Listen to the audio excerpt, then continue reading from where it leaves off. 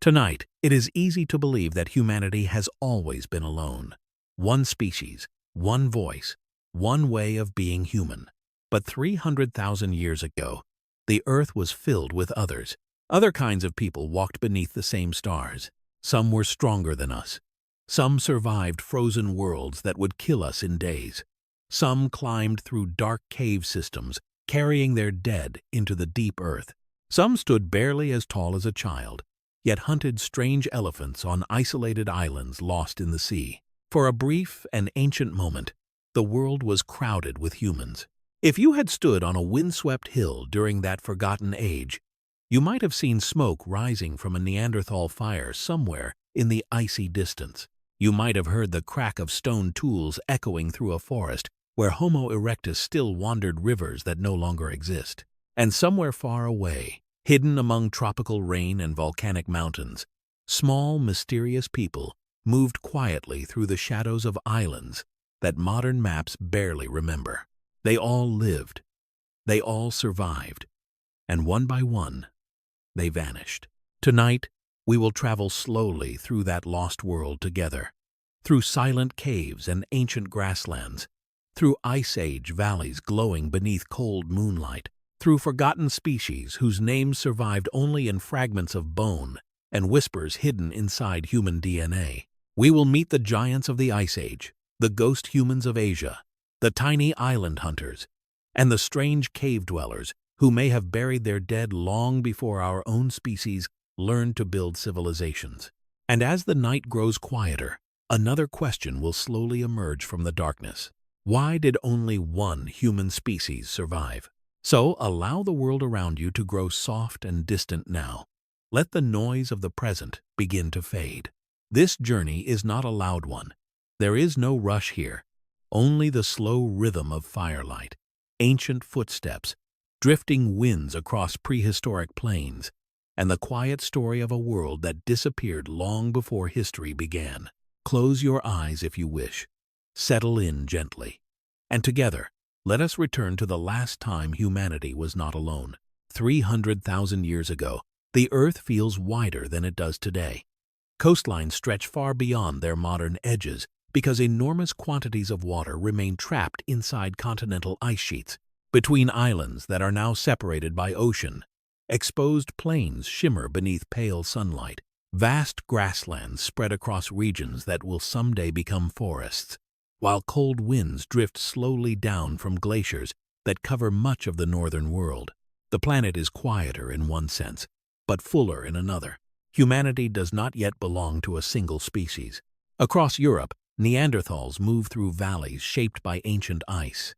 Their footprints press into frozen mud beside the tracks of woolly rhinoceroses and reindeer. In Africa, early Homo sapiens traveled between rivers and open woodland, carrying stone tools worn smooth by careful hands. Far away in Asia, Denisovans live among mountains, where winter air grows thin and sharp against the lungs.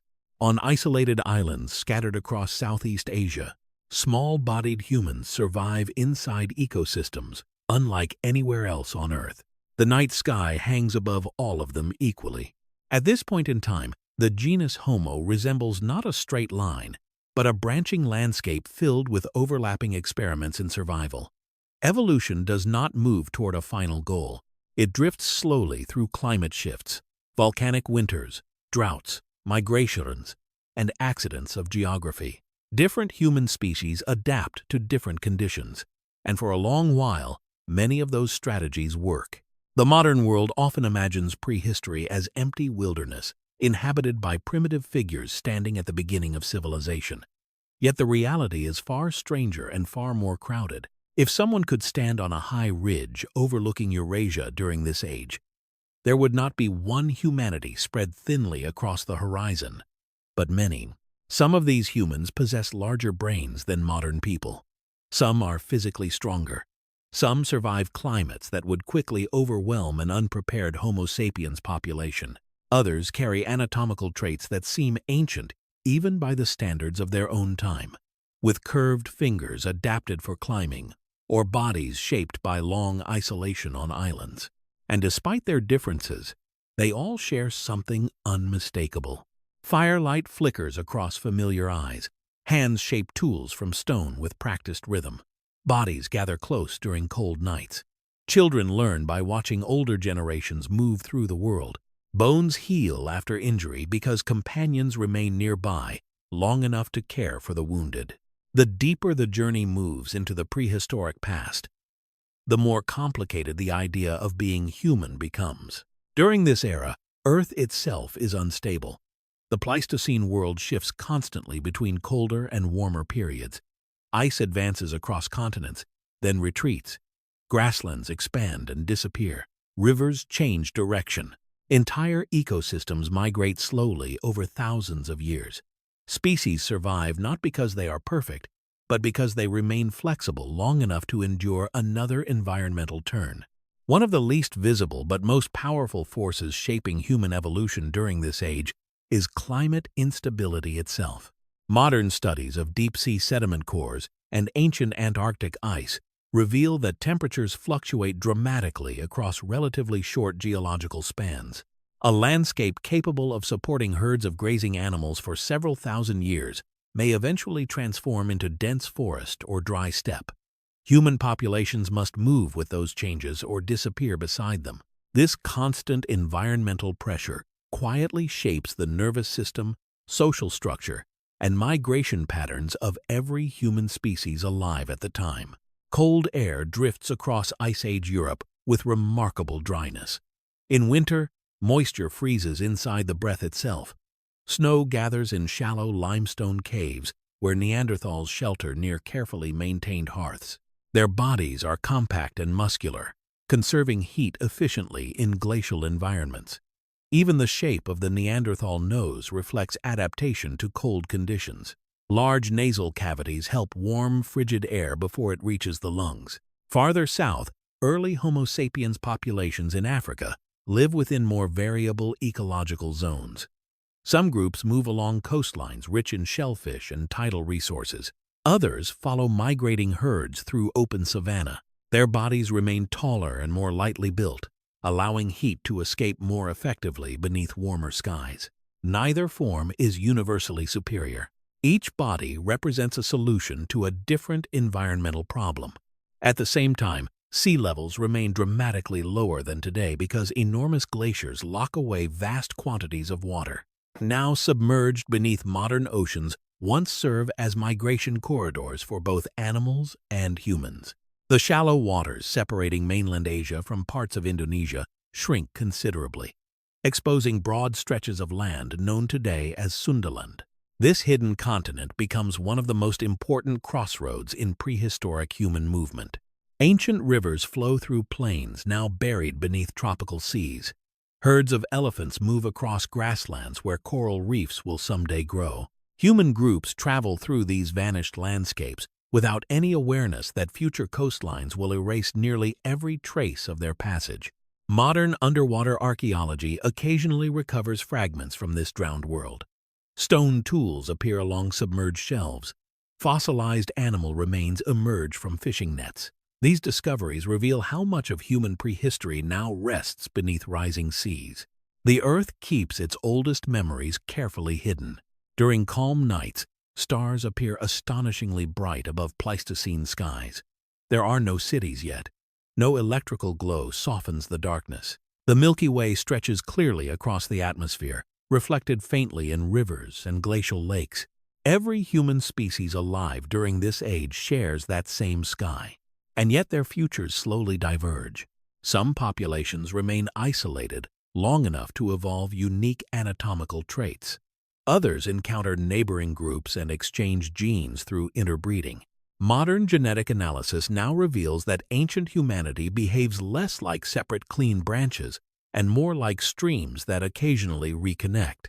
The older scientific image of human evolution once portrayed one species replacing another in neat sequence. Homo erectus gives way to Heidelbergensis. Heidelbergensis gives rise to Neanderthals and Homo sapiens. The diagram appears orderly and linear. But the fossil and genetic evidence uncovered over recent decades paints a more tangled picture. Different human species overlap for thousands of years. Some coexist in neighboring territories, Others interbreed often enough that fragments of their DNA remain active inside modern populations today. The boundaries between species become blurred around the edges, especially during periods of migration and environmental stress. This complexity changes the emotional atmosphere of prehistory itself. The ancient world no longer feels empty and primitive. It feels inhabited, layered, shared. Across the highlands of Eurasia, cold winds move through pine forests, while mammoths travel slowly along frozen valleys. In tropical Southeast Asia, humid air hangs thick above volcanic islands, where unfamiliar birds call through dense canopy. In southern Africa, cave systems descend into darkness beneath dry grassland plains. Everywhere, different forms of humanity adapt quietly to local conditions. Many of them survive successfully for hundreds of thousands of years. Homo erectus persists for far longer than Homo sapiens has existed so far. Neanderthals dominate Ice Age Europe across repeated glacial cycles. Small-bodied island humans adapt efficiently to environments with limited resources. Survival does not necessarily belong to the largest brain or the strongest body. Often, it belongs to the species most closely matched to a particular ecological niche. That pattern still shapes life on Earth today. Modern animals specialized for stable environments often struggle when conditions change rapidly, while more flexible generalists spread successfully into altered habitats. Coyotes adapt to cities. Rats survive nearly everywhere humans go. Coral reefs, despite immense beauty and complexity, remain vulnerable to sudden temperature shifts because of their ecological specialization. The same principle once governs human species as well. The world before loneliness is not peaceful in a romantic sense. Predators still hunt, winters still kill, drought still empties rivers, but it is rich with possibility. Human evolution has not yet narrowed into a single surviving branch. For now, many kinds of humans still walk beneath the same moon. The question of what makes a human begins long before Homo sapiens appears. It begins before language leaves traces in the archaeological record, before cave paintings glow beneath torchlight, before cities, agriculture, or written memory. In the deep past, the boundary between human and non-human does not arrive all at once. It forms slowly across millions of years through anatomy, behavior, adaptation, and survival. For much of modern scientific history, intelligence seems like the obvious answer. Humans possess large brains, advanced technology, symbolic thought, and complex societies. Early anthropologists often imagine evolution as a steady march toward increasing intelligence, with cranial size acting almost like a scoreboard for progress. Yet the prehistoric world refuses to follow such a simple pattern. Some of the most fascinating human species possess surprisingly small brains. Others, with enormous cranial capacity, eventually disappear. Over time, the fossil record quietly dismantles the idea that evolution moves toward perfection. Instead, it reveals something softer and more complicated. The earliest members of the genus Homo emerge in Africa more than 2 million years ago during a period of climatic instability. Forests that once dominate eastern Africa begin fragmenting into mosaics of woodland, grassland, and open savanna. Environmental variability becomes one of the great invisible engines behind human evolution. Walking upright already exists before Homo appears. Earlier hominins such as Australopithecus move across the landscape on 2 legs while still retaining adaptations for climbing. Their bodies occupy a transitional world between trees and open ground. Curved fingers cling to branches. Feet slowly reshape themselves for endurance. Walking. Bipedalism changes everything. Once hands no longer remain necessary for locomotion, they become available for carrying objects, shaping tools, transporting food, and eventually communicating through gesture. Upright posture also alters how bodies manage heat. A vertical body exposed to equatorial sunlight absorbs less direct radiation than a horizontal one. On open African plains, this becomes an important survival advantage. The modern human body still carries traces of those ancient environmental pressures. Long-distance running, unusual among mammals, becomes one of the defining characteristics of Homo.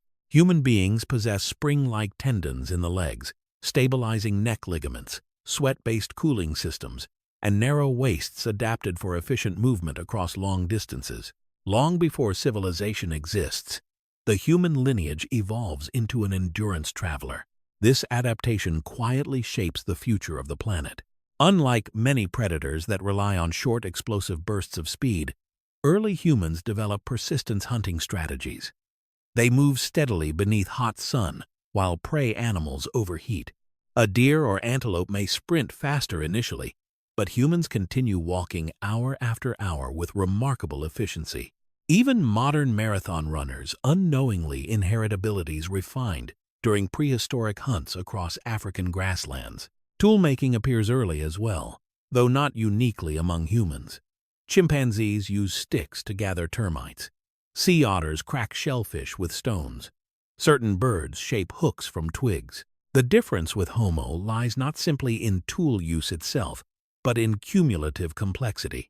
Stone tools preserve a rare record of ancient cognition because stone survives when flesh, wood, and memory disappear. The earliest known stone industries consist of simple flakes struck from rock cores, yet even these primitive tools reveal planning. The maker must understand angles, force, fracture patterns, and desired shape. Millions of years later, archaeologists can still identify the rhythm of those ancient strikes preserved inside broken stone. Some prehistoric sites in East Africa contain layers of discarded tools stretching across immense spans of time. Standing there today, one sees not a single moment, but repeated generations returning to familiar places beside water and shelter. Ancient humans shaped stone where their ancestors once did, slowly passing knowledge forward without writing. Culture exists long before history records it. Fire enters human life gradually rather than suddenly. The exact timing remains debated because distinguishing controlled fire from natural wildfire in ancient sediments is difficult. Yet by several 100,000 years ago, many human populations clearly manage and maintain fire intentionally. The importance of this transition is difficult to overstate. Cooking changes human biology itself. Heat softens roots, tubers, and meat, making nutrients easier to digest while reducing the energy required for chewing and digestion. Some anthropologists suggest that cooked food helps support larger brains by increasing caloric efficiency. The digestive system spends less energy processing food, allowing more energy to support neural tissue. In a quiet sense, fire becomes external digestion. At night, flames also create something else rarely preserved in fossils: extended social time. Before fire, darkness limits activity. After sunset, predators dominate the landscape. But controlled fire pushes back the night. Groups gather around warmth. Shadows flicker against cave walls. Social bonds deepen through shared space and observation. The human relationship with storytelling may begin beside those ancient fires, long before language reaches modern complexity. One of the most misunderstood aspects of human evolution involves brain size itself. Larger brains do correlate loosely with certain forms of cognitive complexity, but the relationship is far from straightforward. Elephants possess enormous brains. Crows solve sophisticated problems with tiny ones. Neural organization matters as much as raw volume. Prehistoric humans demonstrate this repeatedly. Homo floresiensis, the small-bodied species from Flores Island, possesses a brain roughly comparable in size to a chimpanzee's. Yet stone tools found beside their remains indicate planning, coordination, and adaptation to island environments over long periods. Similarly, Homo naledi may engage in behaviors involving deliberate body placement deep within cave systems, despite a cranial capacity far smaller than modern humans. The old equation of bigger brain equals superior species slowly collapses under evidence. Evolution optimizes for survival within specific environments, not abstract intelligence. This principle still appears throughout the natural world today. Dolphins thrive with radically different neural architecture than primates. Octopuses solve complex problems using decentralized nervous systems spread throughout their bodies. Intelligence evolves in multiple forms depending on ecological pressure. Human cognition represents only one variation among many possibilities. The shape of the prehistoric human world also challenges modern assumptions about identity and species boundaries. Today, species are often imagined as neatly separated biological categories, but ancient humans blur those divisions repeatedly. Neanderthals and Homo sapiens interbreed. Denisovans exchange genes with both Neanderthals and modern humans. Genetic evidence hints at additional unidentified populations contributing DNA to living people, especially within Africa. The human family tree resembles braided rivers more than isolated branches. Modern DNA research transforms the emotional meaning of fossils. Ancient species no longer feel entirely extinct because fragments of them continue inside living bodies. High-altitude adaptation among Tibetan populations links partly to Denisovan ancestry. Certain immune system traits in Eurasian populations derive from Neanderthal genes. The past survives chemically within the present. At the same time, anatomy alone never fully defines humanity either. Different human species possess remarkably varied bodies. Neanderthals developed broad rib cages and dense musculature suited for Ice Age Europe. Early Homo sapiens remain more lightly built and thermally flexible. Homo erectus evolves long legs ideal for migration across huge distances. Each body reflects environmental negotiation. The climate itself acts almost like an unseen sculptor, shaping bone structure across millennia. Cold environments favor compact forms that conserve heat. Warmer climates favor elongated limbs that release excess warmth more efficiently. Even today, subtle patterns in human body proportions continue reflecting ancient geographic adaptation. Prehistoric humanity is therefore not one design steadily improving over time.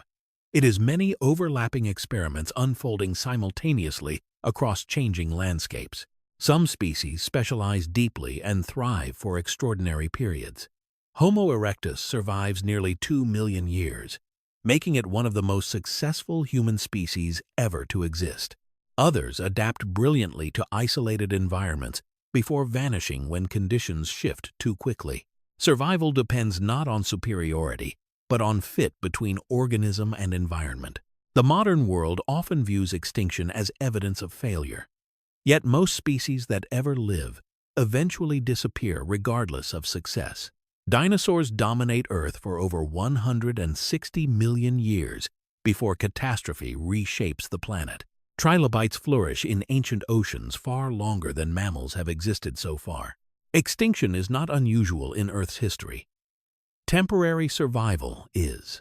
By the Middle Pleistocene, humanity already exists as a wide constellation of forms spread across multiple continents. Different species solve similar survival problems using different anatomical and behavioral strategies.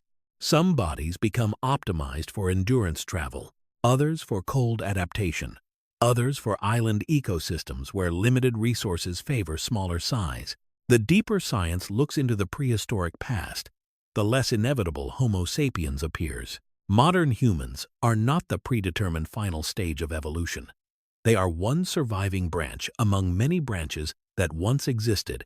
Had climate shifted differently, had migration routes changed, had volcanic eruptions occurred at other moments, another human species might have inherited the future instead.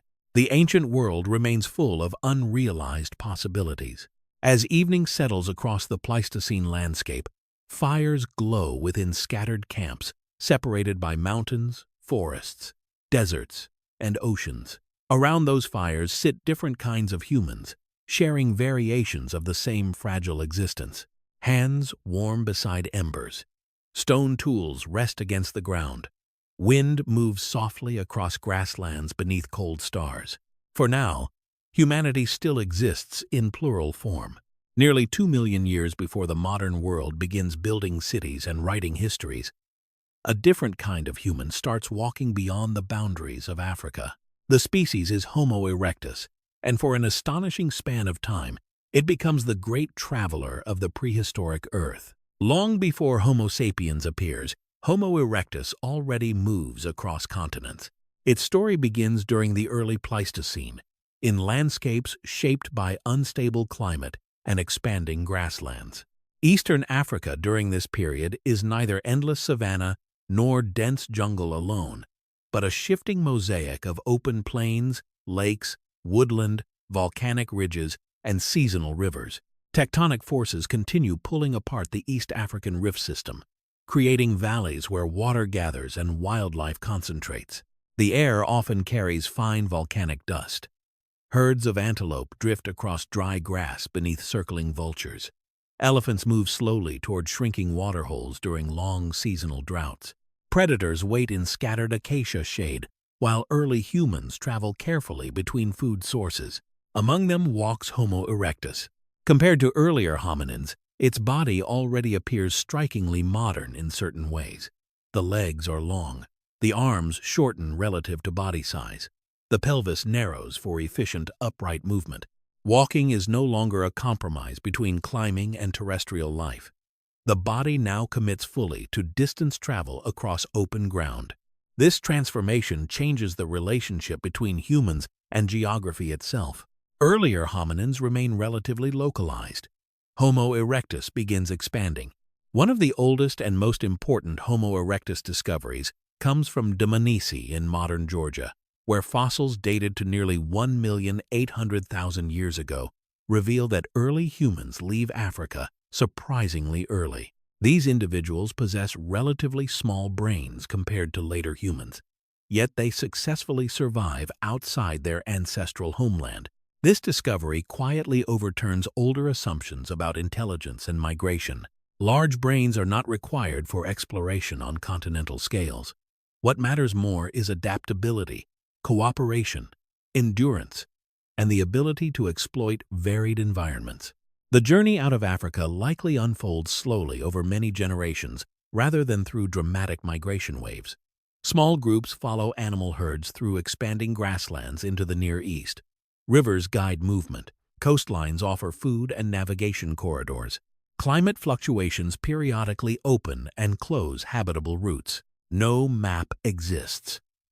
No destination is imagined. The species simply keeps moving. At night, wind moves through tall grass while campfires glow faintly against darkness. The control of fire remains one of the defining transitions associated with Homo erectus. Though archaeologists still debate exactly how early and how consistently the species masters it, evidence from sites such as Gesher Benot Yaakov in present-day Israel suggests controlled fire use by roughly 780,000 years ago, possibly earlier elsewhere. Fire changes the sensory world of Homo erectus completely. Before controlled fire, darkness belongs mostly to predators. After fire, nights become longer and safer. Smoke drifts upward into cold air, while embers pulse softly beneath layers of ash. Meat roasts slowly over heat. Insects retreat from the smoke. Lions hesitate at the edges of illuminated ground. The social consequences may be as important as the practical ones. Fire creates stable gathering places. It extends waking hours. It allows warmth during colder seasons and expansion into harsher climates. Cooked food becomes easier to digest and safer to consume. Some researchers even suggest that cooking alters daily time budgets profoundly by reducing chewing time. Earlier hominins may spend hours each day processing raw vegetation and meat with their jaws. Cooked food frees time for social interaction, learning, and movement. The modern human relationship with evening itself may begin around Homo erectus fires. One can imagine a dry season camp somewhere along an African river nearly 1 million years ago. Flames flicker low beneath darkening sky. Smoke carries the scent of scorched grass and marrow fat. Nearby, stone hand axes rest beside butchered animal bones. Children sleep close to warmth, while older individuals remain awake beside embers. Beyond the firelight, hyenas move invisibly through darkness. The hand axe becomes one of Homo erectus's most iconic tools. Archaeologists call this technology the Acheulean tradition. These tools differ significantly from earlier stone flakes. They are symmetrical, carefully shaped, and often surprisingly elegant. Some possess proportions so balanced that modern observers sometimes mistake them for ceremonial objects. yet they remain intensely practical. A well-made Acheulean hand axe functions almost like a prehistoric multi-tool. It cuts meat, breaks bones, processes wood, digs roots, and skins animals. Certain examples remain useful even by modern standards. Experimental archaeologists using replica Acheulean tools successfully butcher large mammals with remarkable efficiency. What matters most, however, is not merely the tool itself, but the cognition behind it. Creating a symmetrical hand axe requires planning and spatial awareness. The maker must imagine a final form before striking stone. Each blow influences future possibilities. Mistakes become irreversible. The process reflects an increasingly sophisticated understanding of material properties and intentional design. Some Acheulean hand axes are so carefully made that they appear to exceed simple survival needs. Certain examples remain unusually large or perfectly symmetrical despite limited practical advantage. This raises fascinating possibilities about early aesthetic awareness or social signaling. Perhaps craftsmanship itself begins carrying meaning. As Homo erectus expands across Eurasia, regional populations adapt to different climates and ecosystems. Fossils appear in China, Indonesia, Western Asia, and beyond. This enormous geographic range makes Homo erectus one of the most widespread human species ever to exist. The world it inhabits is immense and unstable. During glacial periods, sea levels fall dramatically, exposing land bridges across parts of Southeast Asia. Grasslands spread across regions now covered by forest. Large mammals migrate enormous distances following seasonal vegetation. Homo erectus moves within these changing systems, like another migratory species. On the island of Java, Homo erectus eventually establishes one of its longest-lasting populations. Ancient river systems cut through tropical plains beneath active volcanoes. Monsoon rains alternate with dry periods. Dense vegetation surrounds open corridors where animals gather. This Javan population survives astonishingly late. Some Homo erectus groups persist there until roughly 100,000 years ago, long after the species disappears elsewhere. For perspective, by this time early Homo sapiens already exist in Africa. The longevity of Homo erectus is difficult to fully comprehend. If Homo sapiens survives as long as Homo erectus does, humanity still has more than 1 million years remaining ahead. This immense time span forces a reconsideration of prehistoric success. Modern humans often imagine technological innovation as the primary measure of advancement, yet Homo erectus survives through repeated climatic upheavals with relatively stable tool technology for nearly 2 million years. Stability itself becomes a survival strategy.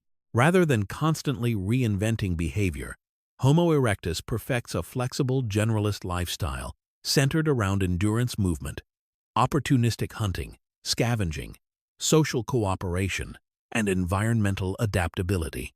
Evidence increasingly suggests that hunting plays a substantial role in Homo erectus life. Cut marks on bones, coordinated butchery patterns, and the presence of large animal remains indicate active acquisition of meat. Some researchers propose that Homo erectus practices persistence hunting, similar to strategies used historically by certain modern human groups. The physiology supports this possibility. Long legs improve walking efficiency. Sweat-based cooling systems prevent overheating during prolonged activity. The body becomes remarkably suited for covering distance beneath hot sun while tracking exhausted prey. One can imagine a hunting group moving steadily across African savanna during late afternoon heat. Dry wind passes through yellow grass while distant vultures circle overhead. The hunters do not sprint. They continue at relentless pace, hour after hour. Somewhere ahead, an antelope weakens gradually beneath thermal stress. The hunt becomes a contest of endurance rather than speed. This style of movement reshapes the human relationship with landscape. Homo erectus experiences territory not as fixed settlement, but as pathways, seasonal routes, remembered water sources, and migratory corridors. Even modern human psychology may still carry traces of this ancient wandering existence. Studies consistently show that walking influences cognition and emotional regulation. Rhythmic movement across landscapes remains deeply calming to the nervous system. The human brain evolves while moving through open environments for immense spans of time before permanent settlement ever exists. Yet, despite its extraordinary success, Homo erectus eventually disappears. The reasons appear connected not to sudden catastrophe, but to environmental transformation. By the late Pleistocene, climatic shifts alter many regions occupied by the species. In Southeast Asia especially, changing rainfall patterns gradually transform open woodland and savanna habitats into denser tropical rainforest.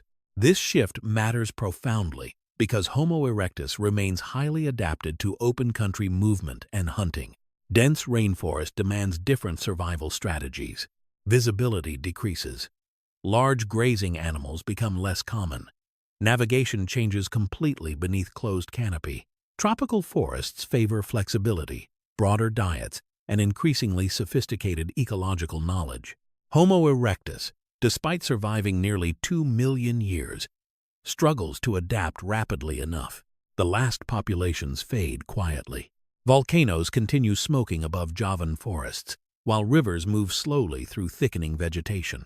Rain falls heavily across landscapes, once dominated by more open terrain. Somewhere within those changing ecosystems, the final Homo erectus individuals live out ordinary lives, entirely unaware that their lineage approaches its end. No dramatic final scene marks the extinction. Only absence remains afterward. Yet Homo erectus leaves something immense behind. It proves that humans can survive across continents and climates. It masters fire. It transforms movement into an evolutionary advantage. It becomes the first truly global human species. And in every long road modern humans still walk, some echo of Homo erectus continues moving forward through time. Around 700,000 years ago, the human story begins quietly dividing into new directions. The world of Homo erectus still continues across parts of Africa and Asia, but environmental pressures, isolation, and slow evolutionary change are gradually shaping another kind of human. Paleoanthropologists now refer to this broad and complex population as Homo Heidelbergensis. The name comes from a massive jawbone discovered near Heidelberg, Germany, in the early 20th century.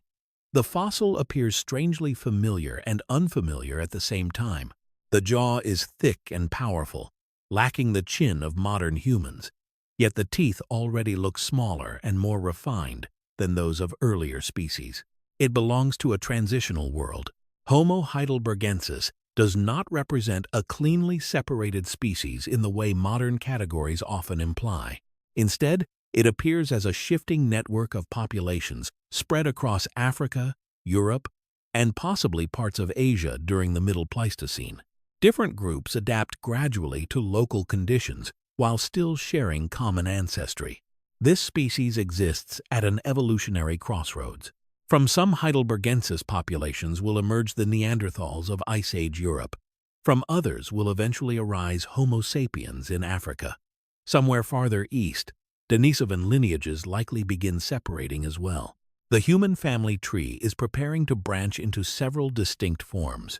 And yet, during this long transitional age, those futures remain invisible.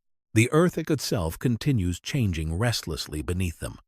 Glacial cycles intensify during the Middle Pleistocene. Ice sheets advance farther south across Europe during colder intervals, then retreat again during warmer periods.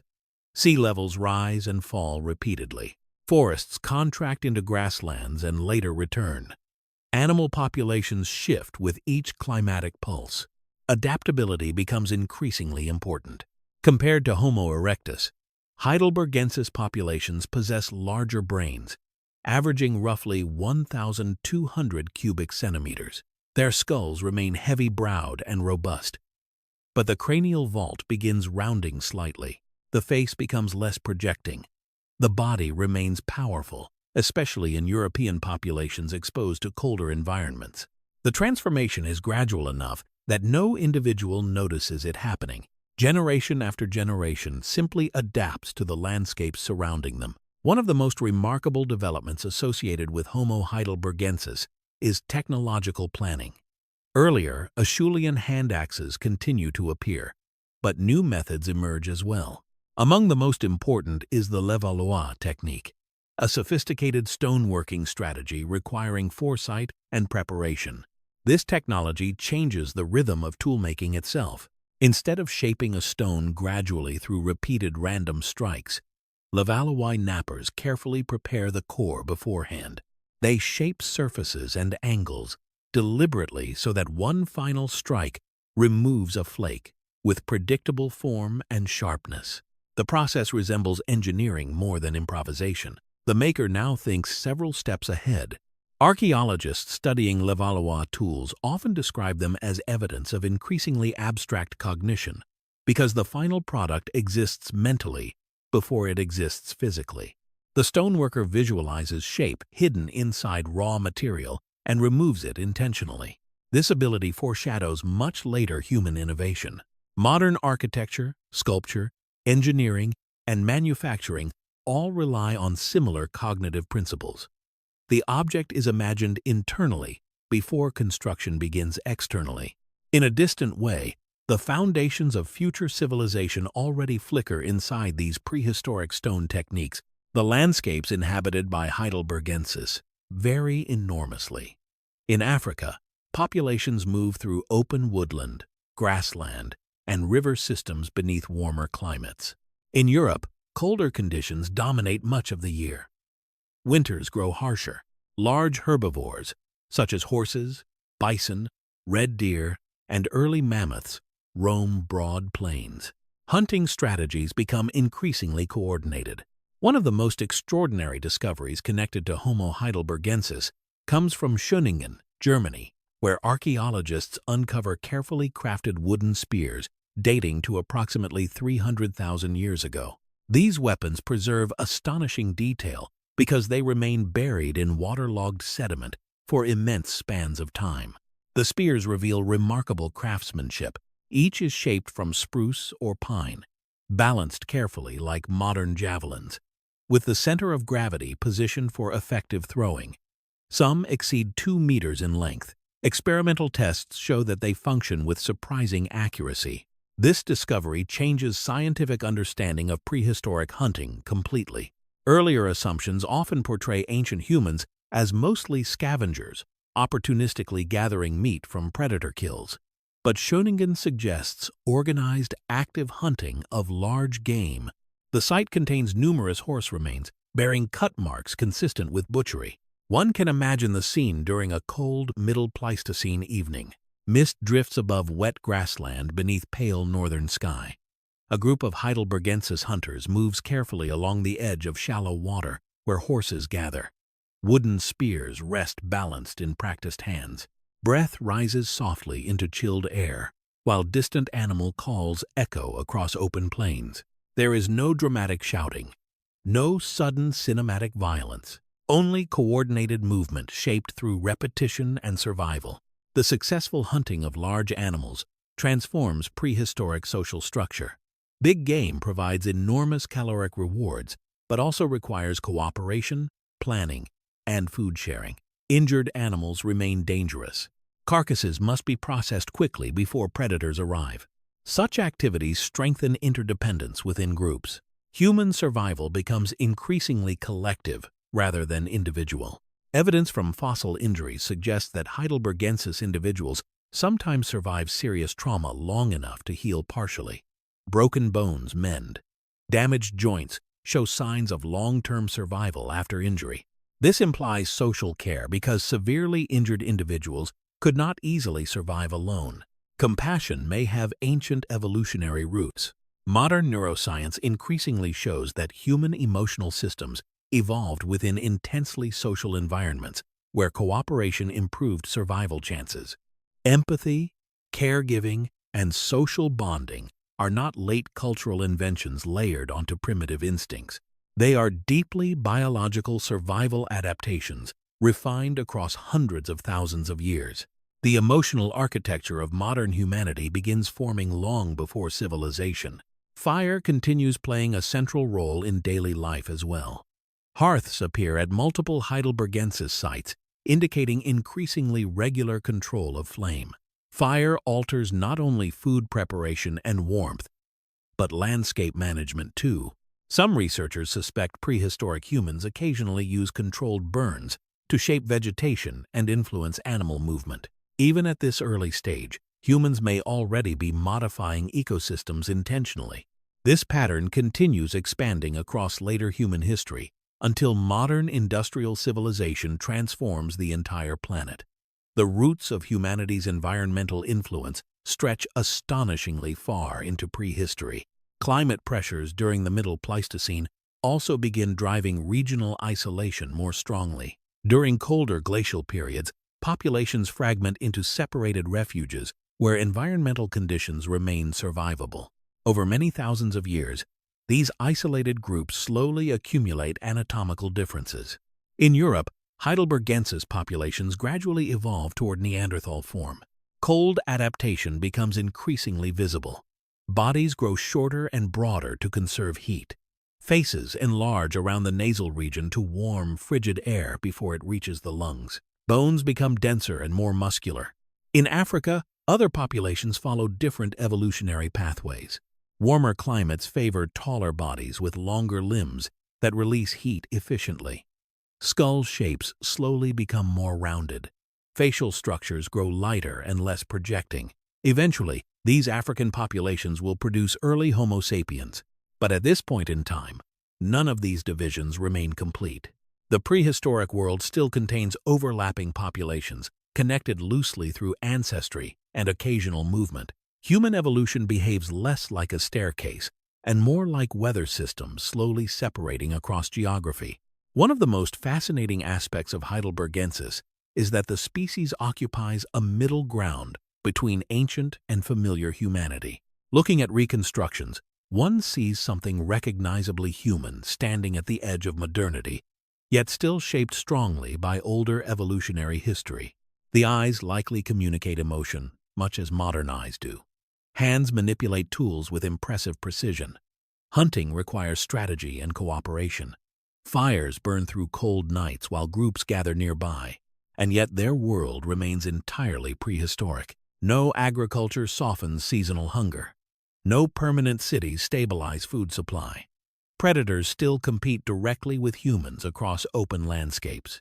Survival depends completely on weather, migration patterns, ecological awareness, and social cohesion. The pace of life follows environmental cycles rather than clocks. During glacial winters in Europe, cold air hardens the ground beneath frost. Ice crystals gather across animal fur before sunrise. Heidelbergensis groups shelter near firelight inside caves or temporary structures, while snow drifts slowly beyond entrances. Far away in Africa, warmer winds move through open savanna beneath migrating birds and gathering storm clouds. Different populations experience entirely different worlds while still belonging to connected evolutionary lineages. This separation will eventually shape the future of humanity itself. By around 300,000 years ago, Heidelbergensis as a unified population begins disappearing into its descendant branches. The species does not vanish through sudden extinction. Instead, it transforms gradually into multiple new forms better adapted to specific regions. Neanderthals emerge across Europe and Western Asia. Denisovans spread through parts of Asia. Homo sapiens appears in Africa. Heidelbergensis becomes the great ancestor standing behind them all. In this sense, the species represents one of the most important turning points in human evolution. It is the last widespread human lineage before humanity divides fully into several distinct kinds of people, sharing the planet simultaneously. The world ahead will become more crowded with humans than ever before. By 400,000 years ago, the cold regions of Europe are no longer inhabited by transitional populations, slowly changing from older forms into newer ones. A distinct human species now dominates much of the continent and stretches deep into Western Asia. These are the Neanderthals, among the most misunderstood humans ever to live. For much of modern history, Neanderthals are imagined as crude and dim-witted cave dwellers, heavy-bodied creatures standing permanently outside the boundary of true humanity. Early reconstructions exaggerate their posture and expression, portraying them as almost animal-like. Popular culture repeats the image for generations, but the fossil record tells a far quieter and more complicated story. Neanderthals are not primitive failures standing below modern humans on a ladder of progress. They are highly specialized Ice Age people, shaped by hundreds of thousands of years of survival in one of the harshest environments inhabited by any human species. Their world is cold beyond ordinary modern experience. During glacial periods, much of northern Europe becomes steppe tundra beneath enormous ice sheets. Winters stretch long and dark. Wind crosses open plains with little obstruction. Temperatures fall far below freezing for extended periods, while snow and ice dominate the landscape. Yet life continues there. Woolly mammoths move across frozen valleys. Herds of reindeer migrate beneath pale skies. Musk oxen scrape snow aside, searching for vegetation. Cave lions and hyenas follow migrating prey across enormous territories, and among them move Neanderthals. Their bodies reflect the environment with remarkable precision. Compared to modern Homo sapiens, Neanderthals possess shorter limbs, broader chests, thicker bones, and dense musculature.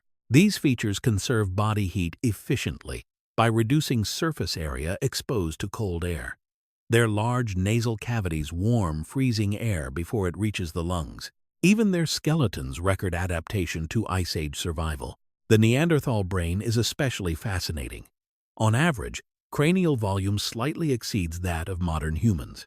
This does not necessarily mean greater intelligence in a simple sense, but it immediately undermines older stereotypes, portraying them as cognitively inferior. Their brains are organized somewhat differently as well.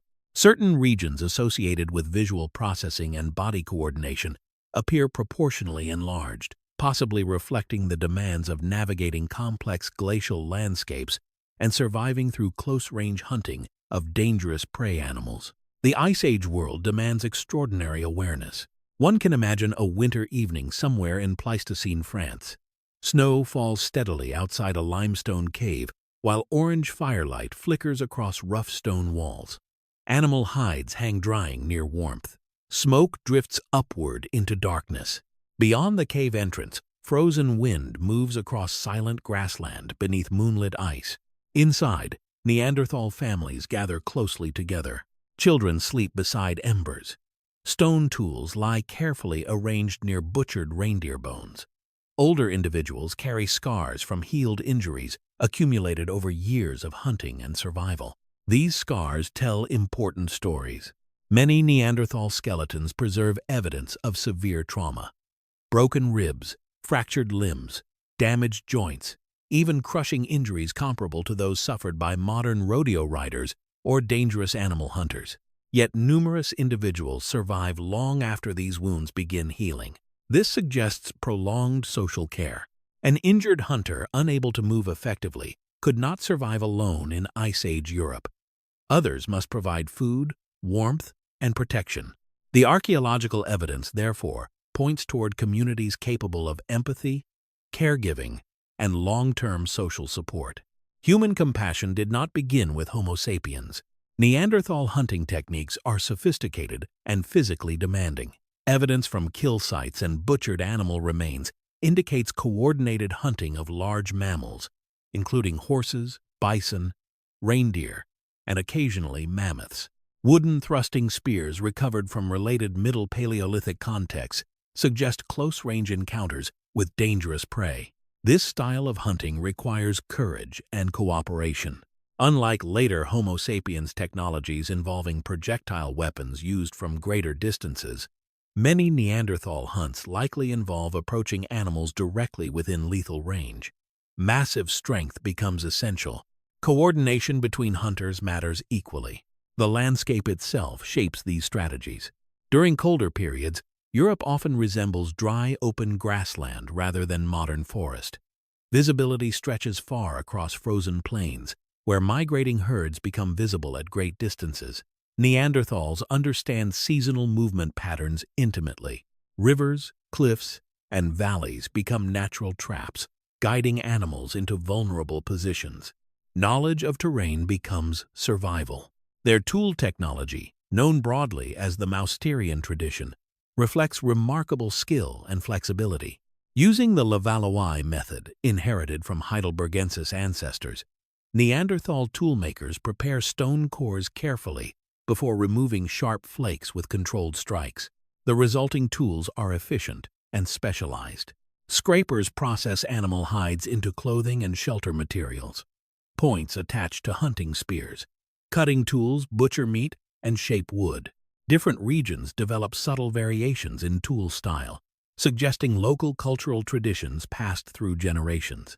This regional diversity matters deeply. Culture exists before agriculture, before writing, before cities. Neanderthal groups, separated by geography, still maintain distinct technological habits, meaning knowledge is transmitted socially rather than genetically. Children learn techniques by observation and repetition, just as later humans learn language, craft, and tradition. The Ice Age is not culturally empty. Fire remains central to Neanderthal life as well. Hearths appear repeatedly within cave sites across Europe and Western Asia. Some are carefully maintained in positions maximizing warmth while minimizing smoke accumulation. Burned bones and charred plant remains indicate regular cooking. Cooking transforms nutrition in subtle but important ways. Frozen environments demand enormous caloric intake.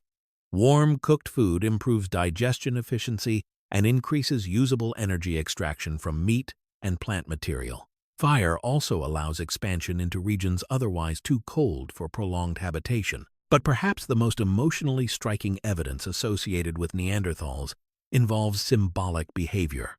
At Shanidar Cave in present-day Iraq, archaeologists uncover burials suggesting deliberate placement of bodies. One individual survives extensive injuries, including blindness in one eye and severe arm damage before eventual death. Survival with such conditions again implies community support over many years. Nearby pollen concentrations once inspire theories that flowers accompany some burials, though this interpretation remains debated. Even without flowers, intentional burial itself carries enormous significance. Burial suggests awareness of death extending beyond simple biological reaction. Bodies are not abandoned randomly. They are placed deliberately within social space. This behavior implies emotional and symbolic dimensions to Neanderthal life difficult to dismiss.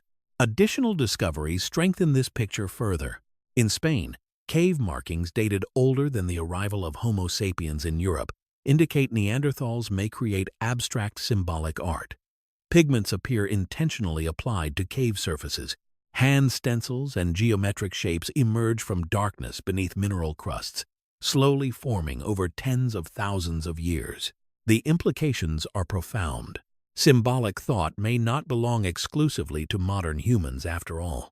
Other discoveries reveal jewelry-like objects fashioned from eagle talons or shells coated with pigment. These items possess little direct survival value. Instead, they likely carry social or symbolic meaning. Beauty, identity, and representation begin appearing deep within prehistory. One of the most remarkable scientific revelations about Neanderthals arrives through genetics. In 2010, analysis of ancient DNA confirms that Neanderthals and Homo sapiens interbreed successfully. Today, most people outside sub-Saharan Africa carry roughly 1 to 4% Neanderthal ancestry. The extinct survive inside the living. Certain Neanderthal-derived genes influence immune response, metabolism, skin traits, and even aspects of sleep patterns and pain sensitivity in modern populations. Their biological legacy remains active inside billions of human bodies. Extinction becomes less absolute than once imagined. The relationship between Neanderthals and Homo sapiens is therefore not simply replacement. It includes contact, coexistence, and genetic blending across thousands of years. Yet despite their remarkable adaptations, Neanderthals eventually disappear. By roughly 40,000 years ago, their populations contract into isolated refuges in southern Europe. The reasons remain complex and likely involve multiple overlapping pressures rather than one singular cause. Climate instability intensifies during this period. Ecosystems shift rapidly. Prey distributions change. Small, isolated populations become vulnerable to environmental disruption. Meanwhile, Homo sapiens populations expand into Europe, carrying broader trade networks, more flexible technologies, and possibly larger social alliances. Competition may emerge gradually rather than violently. There is little evidence for systematic warfare between the species. Instead, demographic pressure, environmental change, disease transmission, and interbreeding likely combine over many generations to reduce already fragmented Neanderthal populations. Some groups may simply be absorbed genetically into expanding Homo sapiens communities. The final Neanderthals probably do not realize they are the last of their kind. Somewhere in Ice Age Iberia, winter wind still moves across grasslands, while fires burn softly inside caves overlooking frozen valleys. Hunters return carrying meat through falling snow. Children sleep wrapped in animal hides, while smoke gathers beneath cave ceilings blackened through centuries of firelight. Life continues normally until eventually it does not. What remains afterward are bones, tools, pigments, fragments of DNA, and a growing scientific understanding that humanity was never as singular as once imagined. The Neanderthals are not failed humans standing outside the human story. They are part of it. High in the mountains of southern Siberia, where winter settles across stone valleys for much of the year, there is a cave overlooking a cold river, surrounded by pine forest and snow. The cave is small and unremarkable at first glance. Wind moves softly across its entrance, while frost gathers along the rocks during long Ice Age nights. For thousands of years, different kinds of humans pass through this place. Neanderthals shelter there during colder periods. Later, Homo sapiens leave traces of tools and ornaments behind. Fires burn within the darkness generation after generation, while mammoths and bison wander through the surrounding landscape. And hidden among scattered fragments of bone inside the cave floor lies evidence of another humanity almost entirely forgotten. The cave becomes known in the modern world as Denisova Cave, named after a hermit who once lived nearby centuries ago. In 2008, archaeologists uncover a tiny fragment of finger bone belonging to a young girl who lived roughly 50,000 years ago. The fragment is so small that it reveals almost nothing visually, yet inside it survives ancient DNA. What follows becomes one of the most extraordinary discoveries in the history of paleoanthropology. Genetic sequencing reveals that the child does not belong to either Neanderthals or modern humans. Instead, she belongs to an entirely unknown human population. The Denisovans enter science almost like ghosts. Unlike Neanderthals, whose skeletons are relatively abundant across Europe and Western Asia, Denisovans leave behind almost no recognizable fossil record. There are no complete skulls, no fully reconstructed bodies, no ancient portraits shaped from bone and anatomy. For years, nearly everything known about them comes from molecules hidden inside fragments. A finger bone, a few teeth, tiny scraps of genetic memory preserved by cold Siberian climate. This absence creates a strange emotional atmosphere around the species. Denisovans become the first major human population identified primarily through genetics before anatomy. In a sense, science discovers their biological presence before ever seeing their faces. They are humanity inferred from shadows. The Denisovan genome reveals that they are closely related to Neanderthals, sharing a common ancestor that separates from the lineage leading to Homo sapiens several 100,000 years earlier. Yet they are also clearly distinct, evolving separately for immense spans of time across Asia. Their exact geographic range remains uncertain even today. Fragments of Denisovan ancestry appear scattered widely through modern populations in Asia, Oceania, and parts of the Pacific. This suggests a distribution far larger than the sparse fossil evidence alone would imply. Some groups living today in Papua New Guinea and surrounding islands carry remarkably high percentages of Denisovan DNA, sometimes approaching 5%. The implication is astonishing. At one time, Denisovans likely occupy enormous stretches of Asia, despite leaving behind almost no visible skeletal trace. The prehistoric world continues, revealing how incomplete the fossil record truly is. Bones preserve only under rare conditions. Acidic soils destroy skeletons rapidly, Tropical environments accelerate decay. Rising seas erase ancient coastlines where humans once lived. Entire populations may disappear from physical evidence almost completely, while still leaving faint genetic echoes inside living descendants. The Earth remembers unevenly. One of the most important Denisovan discoveries emerges not from Siberia, but from the Tibetan Plateau. Modern Tibetan populations possess a genetic adaptation from survival at extremely high altitudes, where oxygen levels remain dangerously low for most humans. This adaptation involves a gene called EPAS1. The variant carried by Tibetans appears unlike those found in other modern human populations. Genetic analysis eventually reveals its origin. Denisovans. At some point in the prehistoric past, Homo sapiens populations interbreed with Denisovans somewhere in Asia. Thousands of years later, one inherited Denisovan genetic variant helps modern Tibetans survive in one of the harshest environments on Earth. Ancient evolution continues breathing inside modern lungs. Without this adaptation, life at high altitude becomes physiologically stressful. Oxygen deprivation thickens blood, strains the heart, and complicates pregnancy. Yet Tibetan populations maintain relatively stable oxygen processing through inherited Denisovan traits shaped long before modern civilization exists. The extinct continue influencing the living in deeply practical ways.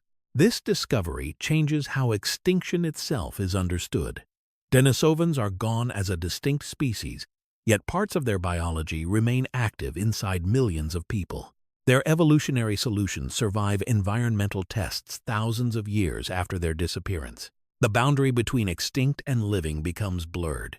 The Denisovan world itself is difficult to reconstruct fully because evidence remains so limited. Yet clues continue emerging gradually from caves, genetic data, and isolated fossils scattered across Asia. Some Denisovan teeth recovered from Denisova Cave are extraordinarily large, suggesting robust anatomy. A jawbone discovered on the Tibetan Plateau, identified through ancient proteins preserved in the fossil, indicates Denisovans survive in high-altitude environments far earlier than Homo sapiens. This alone reflects extraordinary adaptation. The Tibetan Plateau presents severe ecological challenges even today. Temperatures fall rapidly, oxygen remains thin, growing seasons are short. Ultraviolet radiation intensifies at elevation. Yet Denisovans occupy these landscapes tens of thousands of years before modern mountaineering equipment, agriculture, or insulated architecture. Ice Age Asia contains worlds of immense environmental contrast. To the north stretch cold Siberian forests and mammoth steppe. Farther south lie dense subtropical forests, monsoon systems, river valleys, and island archipelagos. Somewhere within this enormous geographic complexity, Denisovan populations diversify and adapt. Some researchers suspect there may not even be one single Denisovan population. Genetic evidence hints at deep internal diversity, suggesting Denisovans spread across Asia for long enough to separate into multiple regional groups. The term Denisovan may therefore describe a broad family of related populations, rather than one uniform species. The prehistoric human landscape grows more complicated with every discovery. One of the most emotionally powerful Denisovan findings emerges from a tiny bone fragment belonging to a young girl around 13 years old. Genetic analysis reveals something extraordinary. Her mother is Neanderthal. Her father is Denisovan. She is a first-generation hybrid child. This discovery demonstrates that different human species not only encounter one another, but form families together.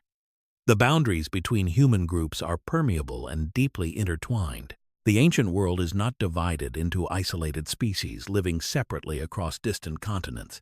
It is connected through movement, contact, and interbreeding. One can imagine a cold evening somewhere in Ice Age Siberia.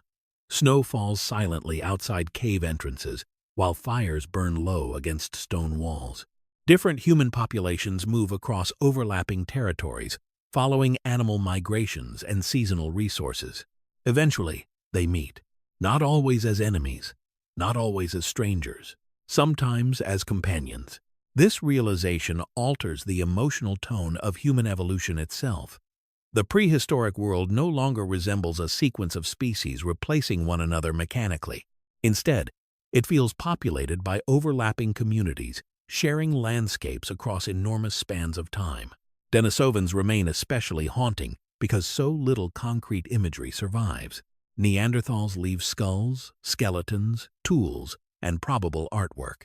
Homo sapiens eventually leave cities and written memory. Denisovans leave whispers. A tooth larger than expected. Proteins trapped in fossilized jawbone. Ancient DNA hidden inside fragments no larger than a coin. A human species without a face. Yet perhaps that very absence makes them strangely powerful in the modern imagination. Denisovans embody the incompleteness of human knowledge itself. The deeper science investigates prehistory, the more it uncovers entire populations almost erased by time. There may have been many more human groups than currently known. Genetic studies in African populations especially hint at contributions from unidentified archaic humans whose fossils remain undiscovered or unrecognized. The prehistoric Earth may once have contained far greater human diversity than the limited fossil record can preserve. Humanity becomes a partially lost ecosystem. The Denisovans also reveal how revolutionary ancient DNA science has become. For most of paleoanthropological history, knowledge depends almost entirely on visible anatomy preserved in fossils. But genetic sequencing now extracts information from fragments once considered scientifically useless. A tiny bone can contain entire vanished histories. Modern laboratories analyzing ancient DNA must operate under extraordinary sterile conditions because contamination from modern human cells can easily overwhelm fragile prehistoric genetic material. Researchers wear protective suits beneath filtered air systems while handling powdered bone samples smaller than grains of sand. Inside those particles survive echoes of ancient populations. As the Ice Age continues shifting across Eurasia, Denisovan groups eventually disappear as distinct peoples. The timing remains uncertain because the evidence is so sparse. Some populations may survive surprisingly late in isolated regions before being absorbed genetically into expanding Homo sapiens populations. Others vanish entirely as climates and ecosystems transform. No final Denisovan settlement is known. No last individual leaves recognizable trace behind. Only inherited fragments remain scattered through the genomes of modern humans, stretching from the Himalayas to the Pacific Islands. And perhaps that is fitting. Among all ancient humans, Denisovans remain closest to shadows moving at the edge of firelight, present but barely visible, vast but almost erased. A people reconstructed from molecules and probabilities rather than complete bones. A human species remembered more through chemistry than through faces. Yet beneath cold mountain skies and within hidden valleys of prehistoric Asia, they once lived as fully and naturally as any other human beings who ever walked the earth, far from the frozen valleys of Neanderthal Europe and the cold mountain landscapes associated with Denisovans. Another human story unfolds beneath tropical skies scattered across the islands of Southeast Asia. Here the air feels heavy with salt, rain, and volcanic heat. Dense forests grow over steep hillsides where giant lizards move through undergrowth and unfamiliar birds call from high branches before dawn. The islands appear beautiful, but they are also isolating. Across this region, deep ocean channels separate landmasses even during periods when Ice Age sea levels fall dramatically. Large portions of Southeast Asia connect into the exposed continent known as Sundaland. Yet certain islands remain cut off by powerful currents and deep water barriers. And on some of these isolated islands, evolution begins moving in unusual directions. One of the most extraordinary discoveries in the history of paleoanthropology emerges in 2003 from Liang Bua Cave on the Indonesian island of Flores. Archaeologists uncover the skeleton of a tiny human standing barely over 1 meter tall. The skull is astonishingly small, with a brain volume roughly comparable to a chimpanzee's. At first, the discovery creates intense debate. Some researchers suspect disease or developmental abnormality within a modern human individual. Others argue the remains represent a genuinely distinct species. Over time, additional fossils and anatomical analysis confirm the second explanation.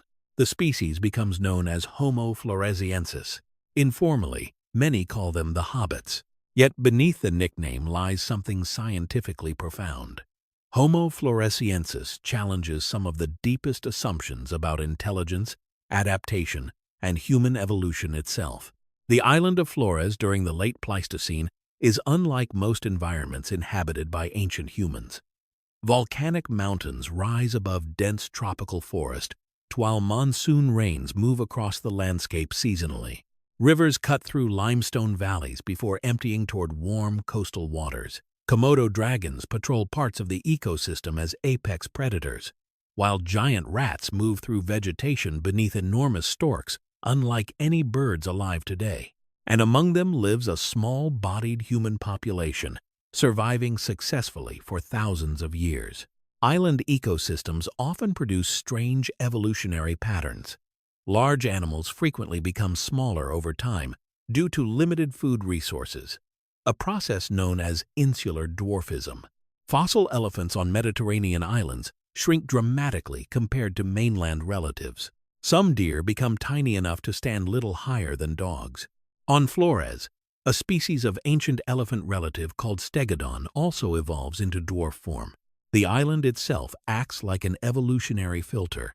Limited territory, restricted resources, and isolation reshape bodies generation after generation. Homo floresiensis may descend from earlier Homo erectus populations that become stranded on Flores after crossing dangerous ocean barriers long ago.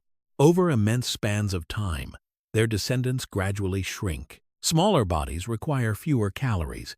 In resource-limited island environments, this becomes advantageous. Brain size reduces as well. Yet, surprisingly, behavioral complexity remains. Stone tools found at Flores sites demonstrate planning, cutting ability, and organized hunting behavior. Burned remains suggest possible fire use. Animal bones indicate butchery and coordinated food processing. The relationship between brain size and intelligence grows more complicated once again. Modern neuroscience increasingly recognizes that cognitive capacity depends not simply on size, but on organization, connectivity, and ecological need. Birds, such as crows and parrots, achieve sophisticated problem-solving with brains far smaller than primates. Octopuses evolve remarkable intelligence through entirely different neural structures. Evolution solves similar challenges in multiple ways. Homo floresiensis becomes one of the clearest examples that humanity cannot be measured through cranial volume alone. One can imagine an evening on Flores, perhaps 60,000 years ago. Rain falls softly against broad tropical leaves, while mist gathers along volcanic slopes. Near the entrance of a limestone cave, small human figures move beside low firelight. Smoke drifts upward, carrying the scent of roasted meat and damp earth. Beyond the cave, dense jungle hums quietly with insect life. The people of Flores navigate a world filled with dangers, very different from those faced by Neanderthals in Ice Age Europe. Tropical disease, volcanic activity, unstable weather patterns, and isolated food systems shape daily survival. Yet these island humans persist for remarkably long periods, and they are not alone. Farther north in the Philippines, another mysterious human species eventually emerges from the fossil record. In 2019, scientists announced the discovery of Homo luzonensis from Callao Cave on the island of Luzon. The remains are fragmentary but fascinating. Finger bones, teeth, foot bones, and partial limb elements reveal a strange mosaic of traits. Some features appear surprisingly ancient, resembling much earlier hominins adapted partly for climbing. Others seem more modern. Again, island isolation produces evolutionary complexity difficult to fit neatly into linear models of human progress. Like Flores, Luzon is separated by deep ocean water even during periods of low sea level. Reaching the island requires crossing open water intentionally or accidentally. This suggests that ancient humans possess some capacity for ocean movement far earlier than once believed. The prehistoric world becomes more interconnected than older theories imagine. Even simple water crossings require planning, awareness of currents, and some understanding of flotation or drift. Humans are no longer creatures confined entirely to continuous land. The oceans themselves begin shaping human distribution. One of the most intriguing aspects of these island populations is how long they survive. Homo floresiensis may persist until roughly 50,000 years ago, overlapping chronologically with expanding Homo sapiens populations moving through Southeast Asia. For a brief moment, multiple kinds of humans likely inhabit neighboring islands under the same tropical sky. Volcanic ash drifts occasionally through warm air, while monsoon clouds gather above forest canopy. Somewhere across the region, Homo sapiens groups move along coastlines and river systems, carrying new technologies and broader social networks. And hidden within isolated valleys and caves, smaller ancient humans continue living according to older rhythms. Whether these groups ever directly encounter one another remains uncertain. Yet the possibility itself feels haunting. The island world of Southeast Asia during the late Pleistocene resembles a fragmented map of evolutionary experiments unfolding simultaneously across isolated ecosystems. Some populations grow smaller, others disappear. Some adapt uniquely to local climates and food systems. Modern islands still demonstrate similar evolutionary pressures. Island species today often evolve rapidly in unusual directions because isolation intensifies natural selection. Flightless birds emerge where predators are absent. Dwarf mammoths evolve on Arctic islands. Reptiles adapt differently from mainland relatives. Human evolution is not separate from these ecological principles. It is part of them. The volcanic nature of many Southeast Asian islands also contributes to environmental instability. Eruptions periodically reshape landscapes, bury forests beneath ash, and alter local ecosystems dramatically. One of the largest eruptions in human prehistory, the Toba supereruption around 74,000 years ago, occurs nearby on Sumatra. Ash spreads across enormous regions of Asia. Scientists continue debating exactly how severely this eruption affects human populations, but such events remind us how vulnerable isolated island ecosystems can become. Small populations surviving in restricted territories face greater extinction risk from sudden environmental disruption. A single drought, eruption, or ecological shift may devastate genetically limited groups. This vulnerability still affects island ecosystems in the modern world. Isolated species often struggle against rapid environmental change because smaller populations possess less genetic diversity and fewer migration options. The story of these island humans, therefore, feels deeply connected to broader ecological patterns still unfolding today. At the same time, Homo floresiensis and Homo luzonensis challenge the old image of human evolution as a straight upward progression toward larger brains, taller bodies, and increasing complexity. Evolution does not move toward one perfect form. It responds locally. Sometimes survival favors larger bodies, sometimes smaller ones. Sometimes specialization succeeds for immense spans of time until environmental conditions shift beyond adaptation limits.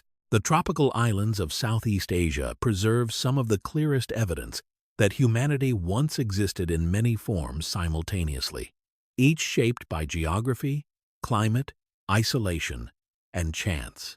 And yet much remains hidden. Dense rainforest, volcanic terrain, rising seas, and difficult preservation conditions obscure vast portions of Southeast Asian prehistory. Countless ancient coastlines now rest beneath warm, shallow ocean. Fossils decay rapidly in humid climates. Entire human populations may vanish without leaving recognizable traces behind. The known discoveries may represent only fragments of a much larger lost world. As night settles across these ancient islands, humid air moves through forest canopy while waves break softly against volcanic shores. Somewhere inside limestone caves illuminated by weak firelight, small human communities continue sleeping, hunting, shaping tools, and raising children. They do not know they are unusual. They simply belong to their island world. Deep beneath the dry hills of South Africa, a narrow passage descends into darkness. The entrance is difficult even for modern explorers. Sharp limestone edges press against the body, while the tunnel tightens into spaces barely wide enough for a human chest to pass through. Air becomes cooler underground. Sound softens. Light disappears gradually behind each movement deeper into the cave system. At the end of this difficult route lies a hidden chamber filled with bones. Thousands of bones. In 2013, researchers exploring the Rising Star cave system uncover one of the most unusual discoveries in human evolution. Scattered across the chamber floor are the remains of a previously unknown human species, later named Homo naledi. The fossils belong to many individuals of different ages, from children to older adults.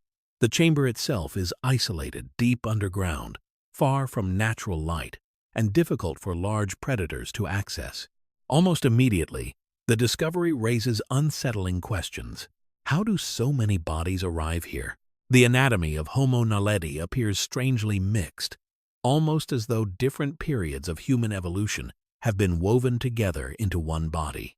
The legs and feet resemble those of modern humans in several important ways, adapted for upright walking across long distances. The hands, however, retain strongly curved fingers associated with climbing. The shoulders sit high and somewhat primitive in form. The skull is small, with a brain volume far below that of Homo sapiens and even below many earlier human species. Yet, despite the small brain, certain aspects of behavior associated with Homo naledi appear unexpectedly complex. The species becomes another quiet challenge to old assumptions, linking intelligence directly to brain size. The South African landscape surrounding Rising Star Cave during the late Pleistocene is warm and varied. Dry grasslands stretch between rocky outcrops, while seasonal rains briefly transform the terrain into green corridors, supporting grazing animals. Herds of antelope move through open country beneath scattered trees. Lions, leopards, and hyenas hunt across the region after sunset. Below the surface, ancient cave systems cut through limestone, formed hundreds of millions of years earlier beneath prehistoric seas. Water shapes these underground worlds slowly across immense spans of time. Mineral-rich droplets fall steadily from ceilings. Narrow shafts widen into chambers. Darkness remains absolute beyond the reach of sunlight. For Homo naledi, caves may become more than shelter. One of the most debated interpretations of the Rising Star fossils suggests deliberate body placement deep inside the cave system. If true, this would mean Homo naledi intentionally carries its dead into darkness, despite possessing a brain significantly smaller than modern humans. The implications are profound. For generations, symbolic or ritual behavior is often considered exclusive to large-brained humans, such as Homo sapiens or possibly Neanderthals. Homo naledi complicates that narrative dramatically. The chamber containing the bones lacks clear evidence of water transport or large predator accumulation. Bodies do not appear dragged in randomly by carnivores. Instead, the remains suggest repeated deposition over time. Something deliberate may be happening here. One can imagine a dim procession moving through underground passages tens of thousands of years ago. Firelight flickers weakly against damp limestone walls, while shadows shift across narrow tunnels. The air smells of mineral water and stone dust.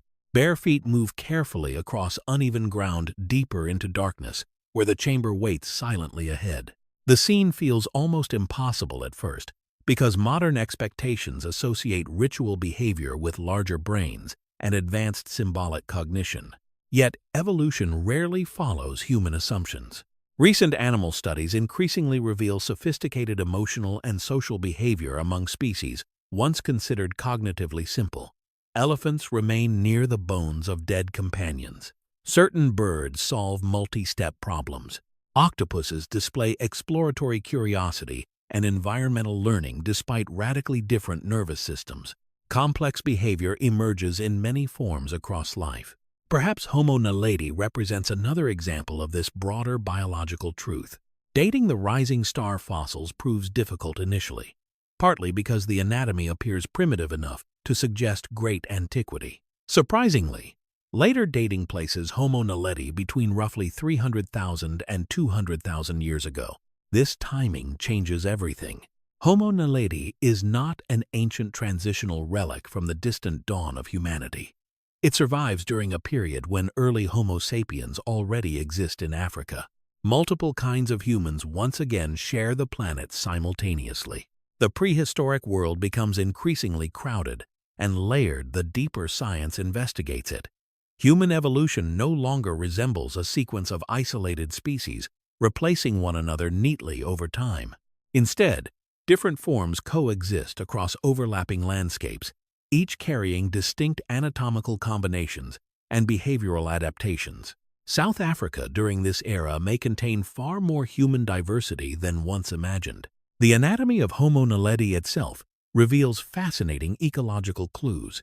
The species appears lightweight and relatively small-bodied, perhaps well-suited for climbing rocky terrain and moving efficiently through difficult environments. The curved fingers suggest strong grasping ability, while the human-like feet indicate effective upright locomotion. Rather than existing halfway between ape and human, Homo naledi may simply occupy a different adaptive niche. Evolution is not a ladder ascending toward one ideal form. It is a branching system responding to local ecological pressures. Modern ecosystems still demonstrate this principle constantly. Different predators evolve radically different strategies despite pursuing similar goals. Wolves hunt cooperatively across open ground. Leopards rely on stealth and climbing. Crocodiles wait motionless in water. No single design becomes universally superior.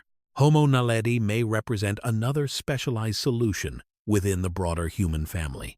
The cave system itself shapes the emotional atmosphere surrounding the species. Rising Star Cave feels hidden from ordinary landscape rhythms. Surface winds, rainfall, sunlight, and animal migrations fade almost completely underground. Time behaves differently there. Darkness remains unchanged hour after hour, century after century. The bones wait silently beneath the earth. Modern paleoanthropologists entering the chamber must recruit researchers small enough to fit through the narrow passages. Some openings shrink to widths barely larger than a human skull. Movement requires careful twisting and slow breathing. This physical difficulty makes the possible deliberate placement of bodies even more striking. Transporting remains through such terrain would require coordination, memory, and repeated navigation within total darkness or minimal firelight. Even today, moving through the cave without equipment feels dangerous and disorienting. Perhaps this difficulty itself carries meaning. Many later human cultures associate caves with death, transformation, ancestry, or spiritual transition. Deep underground spaces often inspire altered emotional states because they separate individuals completely from ordinary sensory experience. Light vanishes. Echoes distort sound. Air cools noticeably. The cave becomes another world beneath the world. Whether Homo naledi attaches symbolic meaning to such places can never be known with certainty. Scientific caution remains necessary, because evidence of intention in deep prehistory is often difficult to interpret conclusively. Yet even the possibility expands the emotional depth of ancient humanity. Small-brained humans living in southern Africa may descend repeatedly into darkness, carrying their dead long before civilization exists. If true, this behavior suggests that emotional attachment, mourning, or ritualized treatment of the dead does not emerge suddenly with modern cognition. Its roots may run far deeper. Homo naledi also highlights how incomplete the human fossil record remains. The species remains entirely unknown until the 21st century, despite surviving relatively recently in geological terms. Entire human populations may still await discovery in unexplored cave systems, submerged landscapes, or poorly preserved tropical regions. The prehistoric Earth likely contains more hidden stories than currently understood. In many ways, Homo naledi feels like a reminder that human evolution is not a clean narrative, moving steadily toward modernity. Ancient humanity is messy, overlapping, experimental, and often surprising. Traits considered primitive coexist beside behaviors considered advanced. Different evolutionary pathways unfold simultaneously across Africa and Eurasia. The boundaries separating categories such as ancient and modern begin dissolving. As evening settles over the South African landscape, warm wind moves through dry grass above the hidden cave entrances. Antelope drift quietly across fading light, while predators begin waking beneath distant trees. Far underground, complete silence surrounds the chamber of bones. The individuals resting there once walked beneath open sky, climbed rocky terrain, gathered food, cared for children, and moved through landscapes filled with danger and beauty. Their species survives for long periods without ever becoming dominant across continents. And yet they leave behind one of the most emotionally haunting mysteries in all of human evolution. A small-brained human species entering darkness again and again for reasons that remain hidden deep within the earth. The first meetings between different human species leave almost no direct evidence behind. No written memory survives from those encounters. No paintings describe them. No voices remain preserved in the archaeological record. And yet, they almost certainly happen many times. For thousands of years, different kinds of humans share overlapping landscapes across Africa, Europe, and Asia. Their territories touch along rivers, valleys, coastlines, and migration routes followed by animals through changing climates. Eventually, paths cross. One of the most haunting possibilities in all of prehistory is the moment when one human species first sees another standing at a distance beneath open sky. Perhaps it happens in Ice Age Europe around 50,000 years ago. Cold wind moves slowly across a wide valley bordered by pine forest and exposed limestone cliffs. Thin snow remains trapped in shaded ground, where winter has not fully released its grip. Reindeer drift through pale grassland below, while smoke rises faintly from somewhere beyond the hills. Along the ridge, a small group of Homo sapiens pauses beside scattered stones darkened by frost. Their bodies are lighter and taller than the humans already living in this region. They carry unfamiliar tools shaped from long stone blades and animal bone. Fur clothing moves softly in the wind, while breath rises into cold morning air. Across the valley, another group appears. The figures are broader through the chest and shoulders. Their movements seem heavy at first glance, yet steady and controlled. Thick animal hides wrap around compact bodies built for colder climates. Wooden spears rest in powerful hands. Neanderthals. For a few moments, neither group moves closer. There is only distance, wind, and recognition. Not recognition in the modern social sense, but something older and more instinctive. Both groups immediately understand that they are looking at beings neither fully animal nor fully familiar. The posture is human. The eyes are human. Firelight, hunting, children, shelter, and fear all belong to both sides. And yet something is different. The face shape, the voice, the body proportions, the rhythm of movement. Each group sees another version of humanity standing alive before them. This emotional complexity may be one of the strangest experiences any human population ever encounters. Modern humans rarely experience anything comparable because Homo sapiens now exists alone. Throughout recorded history, every person belongs to the same surviving species. But during the late Pleistocene, humanity still exists in plural form. The psychological effect of these encounters is difficult to fully imagine. Curiosity likely mixes with caution. Different human groups probably observe one another from distances before approaching closely. Some encounters may remain peaceful and brief, others tense and territorial. Some perhaps lead to exchange of knowledge, movement patterns, or material goods, and occasionally they lead to families. Genetic evidence now confirms that Homo sapiens and Neanderthals interbreed repeatedly across thousands of years. This means encounters between species do not remain limited to conflict or avoidance. At least sometimes, relationships form deeply enough for children to be born into worlds where multiple human species coexist. The prehistoric Earth, therefore, contains moments almost impossible to visualize fully today. A child carrying both Neanderthal and Homo sapiens ancestry sleeps beside an Ice Age fire, while snow falls quietly beyond the cave entrance. Nearby, adults speak in sounds now permanently lost to history. Stone tools rest against cave walls, while animal fat crackles softly in the flames. Outside, mammoths move slowly beneath moonlit sky. The emotional atmosphere of these meetings may also vary dramatically depending on geography. In tropical Southeast Asia, Homo sapiens populations entering island systems could encounter smaller-bodied humans, such as Homo floresiensis, living within volcanic forests and humid valleys. Dense jungle limits visibility, while unfamiliar bird calls echo through heavy air. The encounter there feels entirely different from open Ice Age Europe. Everything about the prehistoric world changes according to climate and landscape. What remains constant is the extraordinary realization that ancient humans are never fully alone. For immense spans of time, the planet contains multiple intelligent human populations adapting simultaneously to different environments.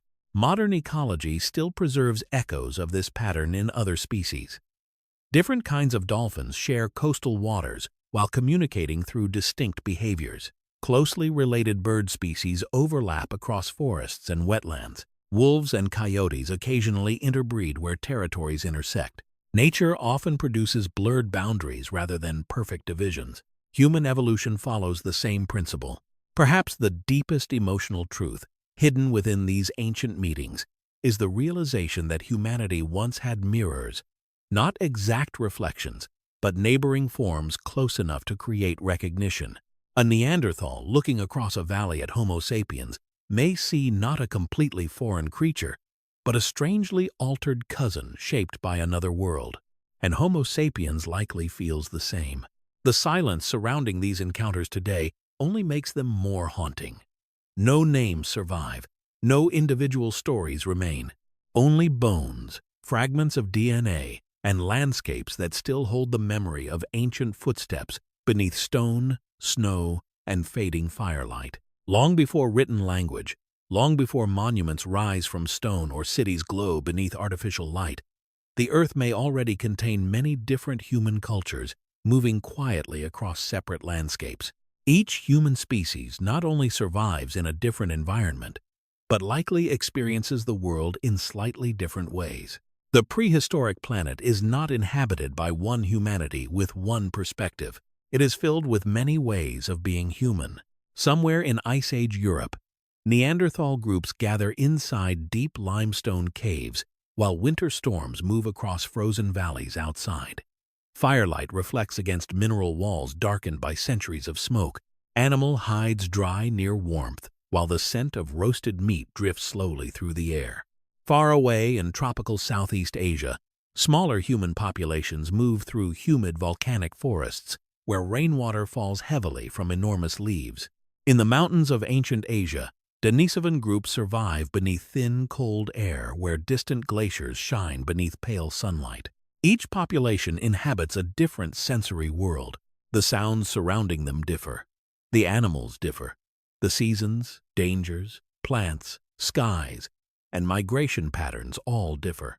Over immense spans of time, these environmental differences likely shape language rhythms, emotional habits, social structures, and symbolic thought.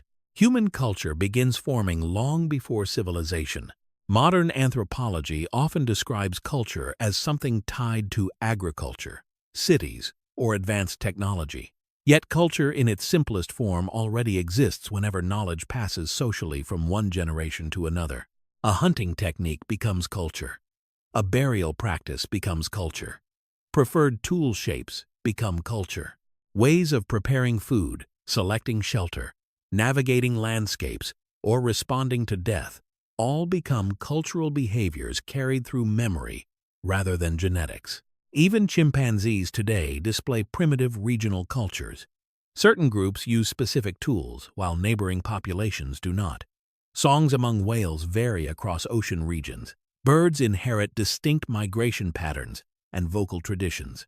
Ancient humans almost certainly possess cultural variation far beyond this level. The archaeological record occasionally reveals glimpses of these lost worlds. Different Neanderthal populations shape tools in subtly different ways depending on region. Pigments appear at some sites, but not others. Certain caves contain engraved markings or carefully arranged objects, suggesting symbolic behavior. These traces resemble distant echoes rather than complete pictures. The vast majority of prehistoric human culture disappears permanently because culture is fragile. Spoken language leaves no fossil. Music vanishes into silence. Stories disappear when memory ends. Clothing, ritual gestures, emotional traditions, and spiritual beliefs decay without preservation. Modern humanity may therefore represent not only the survival of one species, but also the extinction of countless ways of understanding existence itself. This realization changes the emotional meaning of prehistory. When Neanderthals disappear, the world does not merely lose a different anatomy. It loses a completely unique cultural perspective shaped through hundreds of thousands of years of Ice Age survival. The same becomes true for Denisovans, Homo floresiensis, and every vanished human population. Entire mental worlds vanish beside them. One can imagine a cold evening somewhere in western Eurasia, perhaps 60,000 years ago. Snow falls softly beyond a cave entrance, while a Neanderthal family gathers beside firelight. Shadows move slowly across rough stone walls. An older individual shapes a tool from flint, using techniques refined across generations. Nearby, a child watches carefully. The movements are not instinctive. They are taught. Elsewhere, beneath tropical skies, another child learns entirely different knowledge. Which plants heal sickness? Which birds signal approaching rain? Which coastal paths remain safe during monsoon season? These lessons belong specifically to that island world and cannot easily transfer elsewhere. Human cultures emerge directly from landscapes. Even modern civilizations still carry traces of ancient ecological adaptation. Desert cultures often value water conservation and mobility. Arctic traditions emphasize insulation, hunting knowledge, and seasonal awareness. Island societies frequently develop strong navigation systems and maritime identity. The roots of cultural diversity likely stretch far deeper into prehistory than once imagined. Recent neuroscience also suggests that repeated cultural behaviors physically shape the brain over time through learning and environmental exposure. Attention patterns, memory structures, emotional responses, and perception itself can be influenced by social environment. Different ancient humans may therefore not only look different externally, but also process aspects of the world differently internally.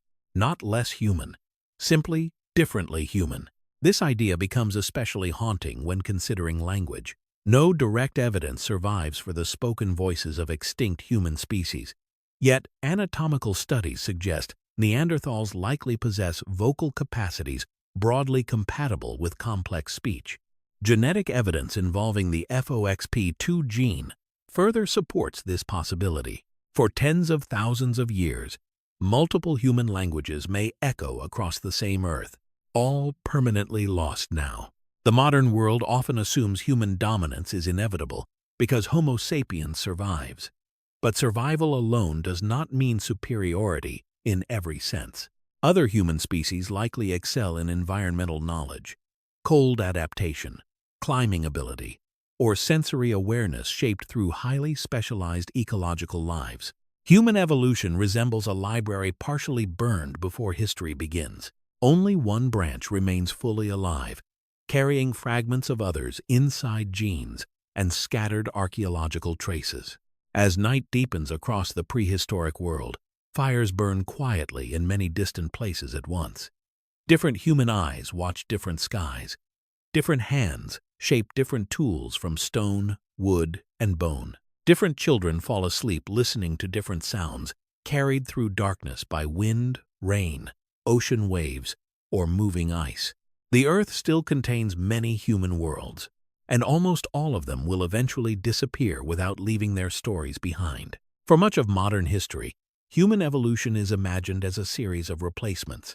One species disappears, and another arrives afterward, cleaner and more advanced than the last. The image resembles actors entering and leaving an empty stage one at a time. But the genetic evidence uncovered during recent decades reveals something very different. The prehistoric world is not a sequence of isolated species. It is a network. As Homo sapiens expands outward from Africa roughly 70,000 years ago, the species does not move into empty continents. Other humans already live across Eurasia. Neanderthals occupy large regions of Europe and Western Asia. Denisovan populations remain scattered across parts of Asia. Smaller, isolated groups survive on islands farther south. Eventually, these populations meet repeatedly, and sometimes they have children together.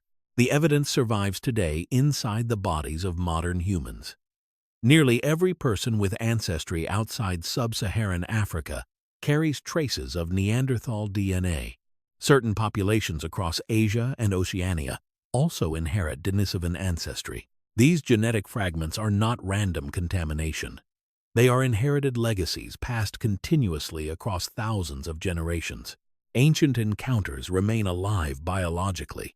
One of the most extraordinary discoveries emerges from Denisova Cave itself. A tiny bone fragment belonging to a teenage girl reveals that her mother is Neanderthal and her father Denisovan. The finding demonstrates that interbreeding between different human groups is not exceptionally rare. It happens naturally enough for first-generation children to exist. The emotional meaning of this realization is profound. Different human species do not always view one another as entirely separate beings. Biological boundaries remain permeable. Attraction, companionship, and family cross evolutionary lines repeatedly. The prehistoric Earth, therefore, contains moments unlike anything in the modern world. Around an ice age fire somewhere in Eurasia, a child may inherit features from two distinct human lineages at once. One parent carries generations of adaptation to glacial Europe. The other descends from populations shaped by ancient Asia. Their child belongs fully to neither world and partly to both. The human story becomes braided rather than linear. Ancient DNA also reveals that some inherited traits prove surprisingly useful. Certain Neanderthal genes influence immune system responses in modern humans, likely helping Homo sapiens adapt more rapidly to unfamiliar Eurasian pathogens after leaving Africa. Denisovan-derived genes later assist Tibetan populations surviving at high altitude where oxygen remains thin. Evolution shares solutions through contact. Interbreeding, therefore, becomes more than a side detail of prehistory. It acts as a mechanism of adaptation itself. Human populations exchange biological advantages shaped through different environments over immense spans of time. The modern body becomes partly collaborative in origin. At the same time, interbreeding does not erase difference entirely. Distinct human species remain anatomically recognizable for thousands of years, despite occasional genetic exchange. This pattern resembles certain modern animal populations, where closely related groups hybridize along territorial boundaries while still maintaining separate identities overall. Nature often allows partial connection rather than complete separation. The landscapes where these encounters occur are varied and immense. In Western Eurasia, cold winds move across grasslands, where Homo sapiens and Neanderthals follow migrating herds through overlapping hunting territory. In Asia, Denisovan populations occupy mountain systems and forested regions stretching across enormous distances. Along coastlines and river valleys, movement pathways converge repeatedly. One can imagine an autumn evening somewhere near the edge of a forested valley. Smoke rises softly from two distant camps separated by a river reflecting pale moonlight. Different human groups watch the same migrating animals crossing shallow water below.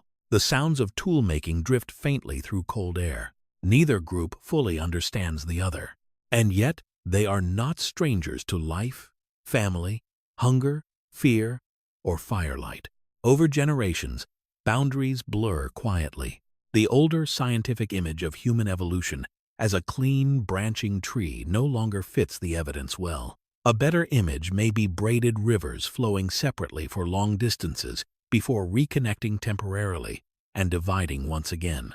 Genes move between populations even while cultures and anatomies remain distinct. Modern humanity itself emerges from this interconnected world. Every living person, therefore, carries a history shaped not only by direct ancestors, but by ancient meetings between different kinds of humans sharing the same earth. The prehistoric past is not a story of isolated species moving through empty landscapes alone. It is a story of contact, of overlapping worlds, of human populations encountering one another beneath ice age skies and leaving pieces of themselves behind inside the future.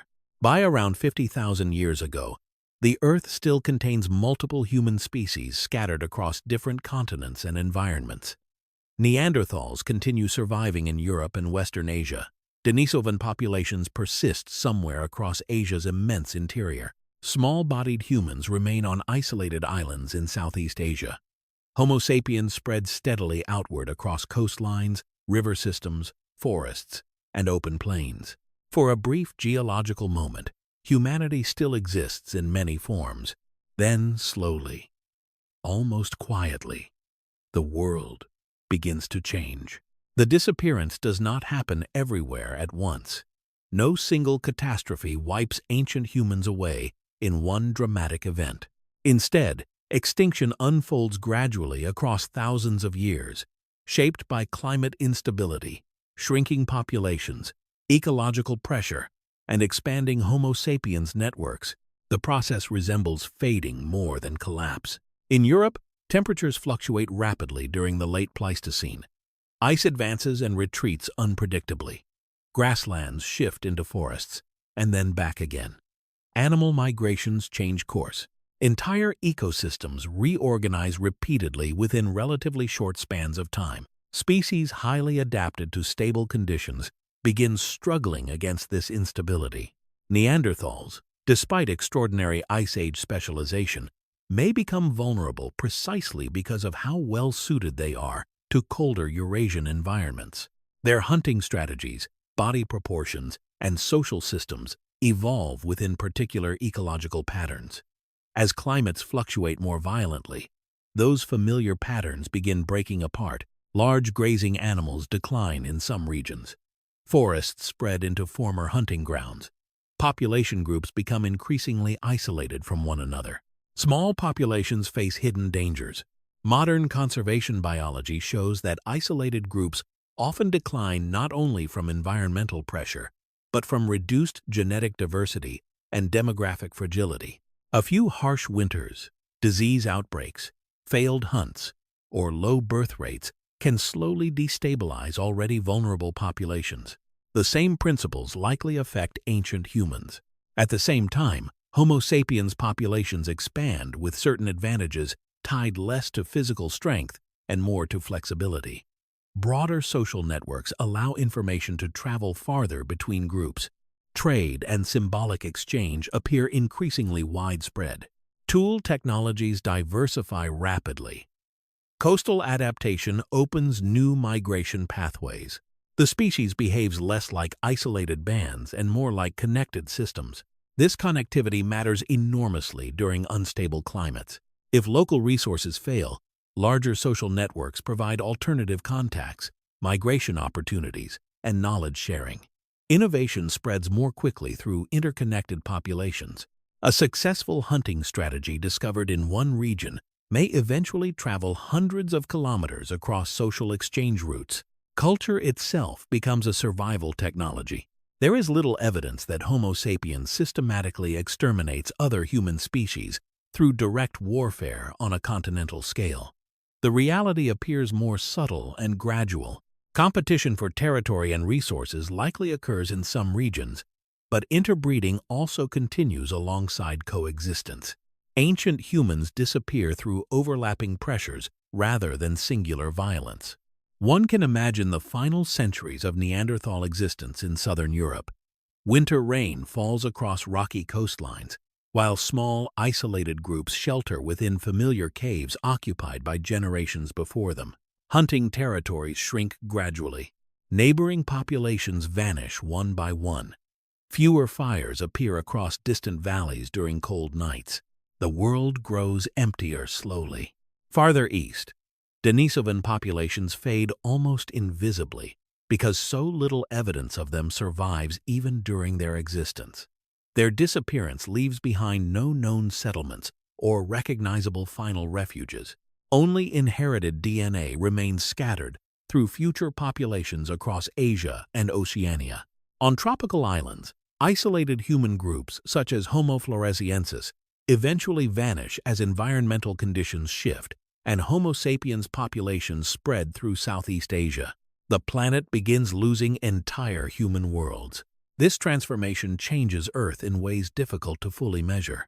For millions of years, multiple human lineages evolve simultaneously, sharing landscapes through overlapping adaptations.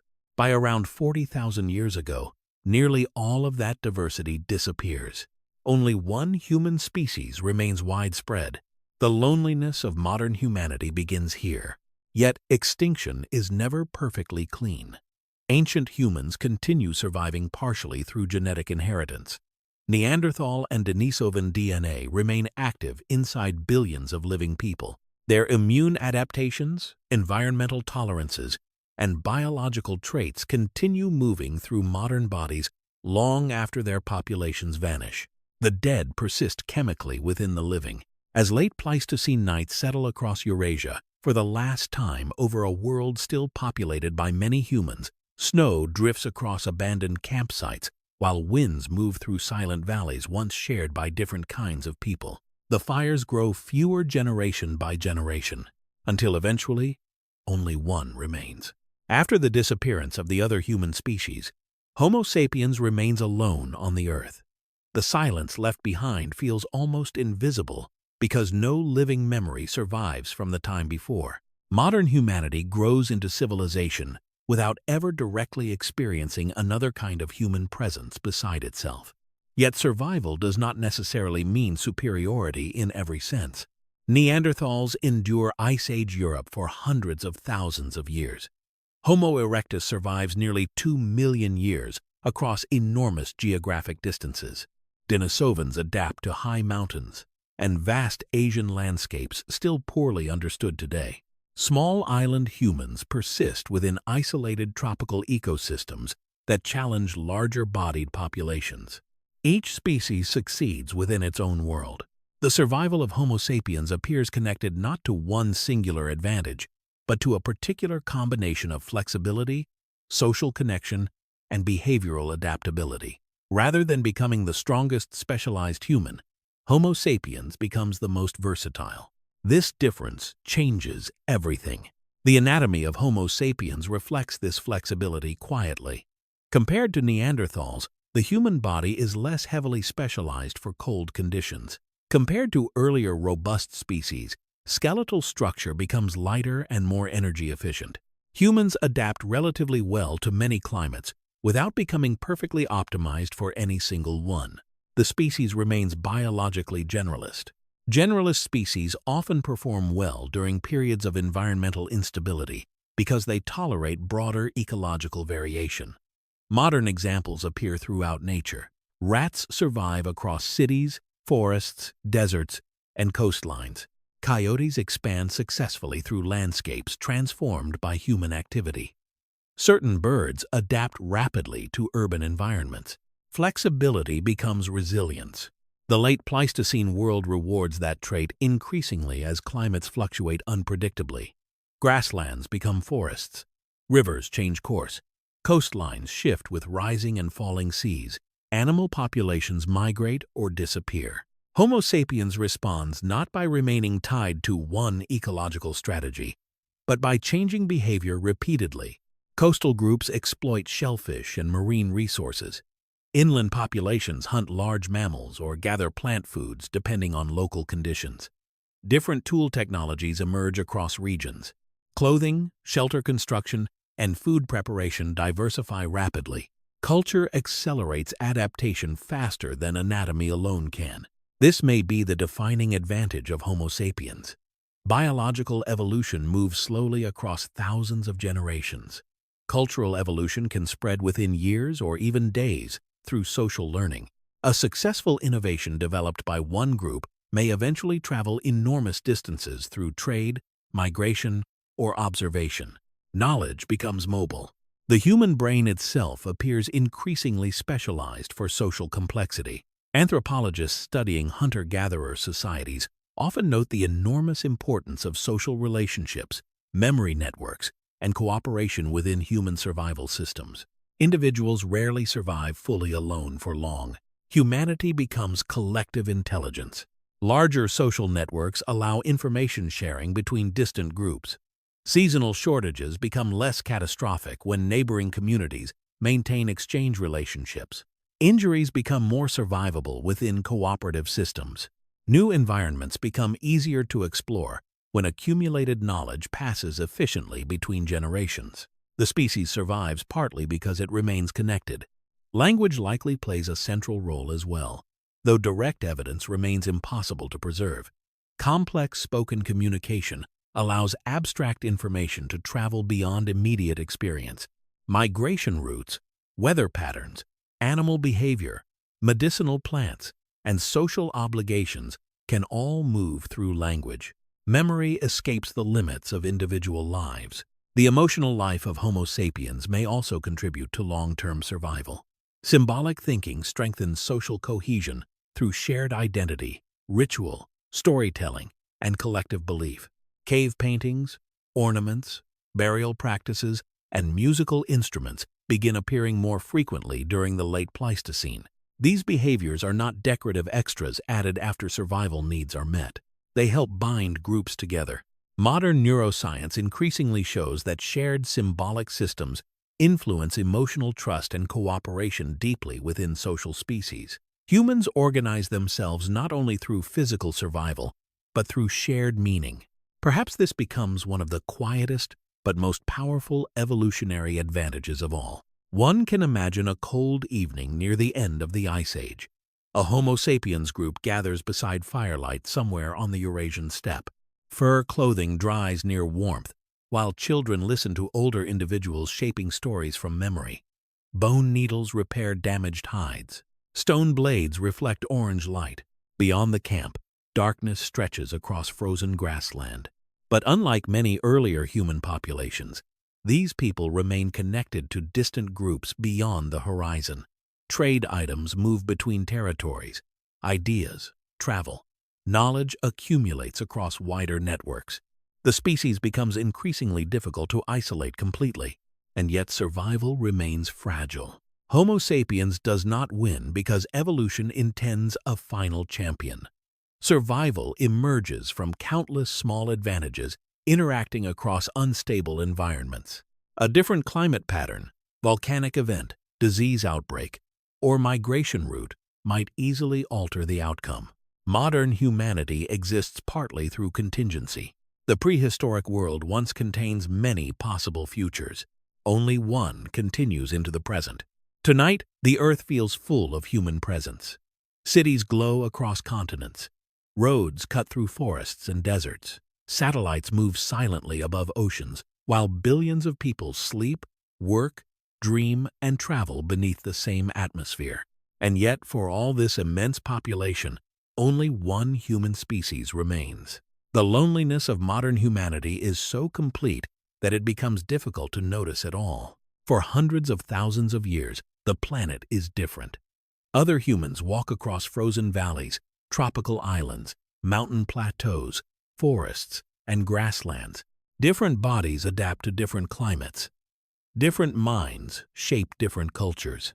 Different eyes look upward into the same night sky and interpret the world through perspectives now permanently lost. Then slowly, one by one, they disappear. The final Neanderthal fire eventually burns out somewhere in southern Europe. The last Denisovan communities vanish into the enormous landscapes of prehistoric Asia without leaving clear record behind. Small island humans disappear from volcanic forests, where their species survives for immense spans of time. The Earth grows quieter. What remains afterward is Homo sapiens alone, with inherited fragments of everyone else carried invisibly inside the body. Ancient DNA continues flowing silently through modern bloodlines. Neanderthal immune adaptations, Denisovan altitude tolerance, and traces of forgotten encounters survive beneath modern skin. The extinct never vanish completely. In a strange way, modern humanity becomes both survivor and archive. The prehistoric world also leaves behind another inheritance less visible than genetics. Human beings evolve within landscapes requiring cooperation, movement, memory, storytelling, caregiving, and social connection. Modern minds still carry emotional systems shaped long before civilization exists. The comfort many people feel beside firelight likely reaches back toward ancient camps beneath Ice Age skies. The calming rhythm of walking through natural landscapes echoes millions of years of movement across open ground. Fear of isolation, attachment to community, and emotional response to shared stories all emerge from deep evolutionary roots. Ancient humanity still lives quietly within modern behavior. At the same time, the disappearance of all other human species creates a unique situation in the history of life on Earth. No other large, intelligent primate remains beside Homo sapiens. For the first time in millions of years, humanity exists without neighboring human forms, acting as evolutionary mirrors. There are no longer other humans to compare against. This isolation may influence modern thought more deeply than it first appears. Humans often imagine themselves separated sharply from the rest of nature because no closely related human species survives nearby. But the prehistoric past reveals a different reality. Humanity is not singular by design. It is the last remaining branch of a once diverse family. The fossil record continues expanding this realization year after year. New cave systems, ancient DNA studies, underwater archaeology, and improved dating methods repeatedly uncover evidence that human evolution is far more tangled and interconnected than earlier generations imagine. The deeper science looks into the past, the less inevitable the modern world appears. Somewhere beneath ocean water, now covering ancient coastlines, lie campsites from vanished populations. In unexplored caves, hidden fossils may still wait in darkness. Fragments of unknown human lineages may survive silently inside living genomes not yet fully understood. The story is unfinished. One can imagine the Earth during the late Pleistocene viewed from high above at night. Fires burn across different continents simultaneously. Neanderthals shelter inside caves beneath glacial skies. Denisovans move through mountain valleys under cold stars. Small island humans sleep beside tropical forests filled with insects and volcanic mist. Early Homo sapiens gather along rivers and coastlines, carrying stories into the darkness. The planet glows with many kinds of human life at once. Now only one remains awake beneath the same stars. And perhaps that is the quietest realization carried by the prehistoric world. Modern humanity is not the center of an inevitable story stretching upward toward perfection. It is simply the surviving memory of a much larger human experiment, shaped by climate, geography, chance, cooperation, and time. A single surviving voice from an ancient chorus that once filled the earth,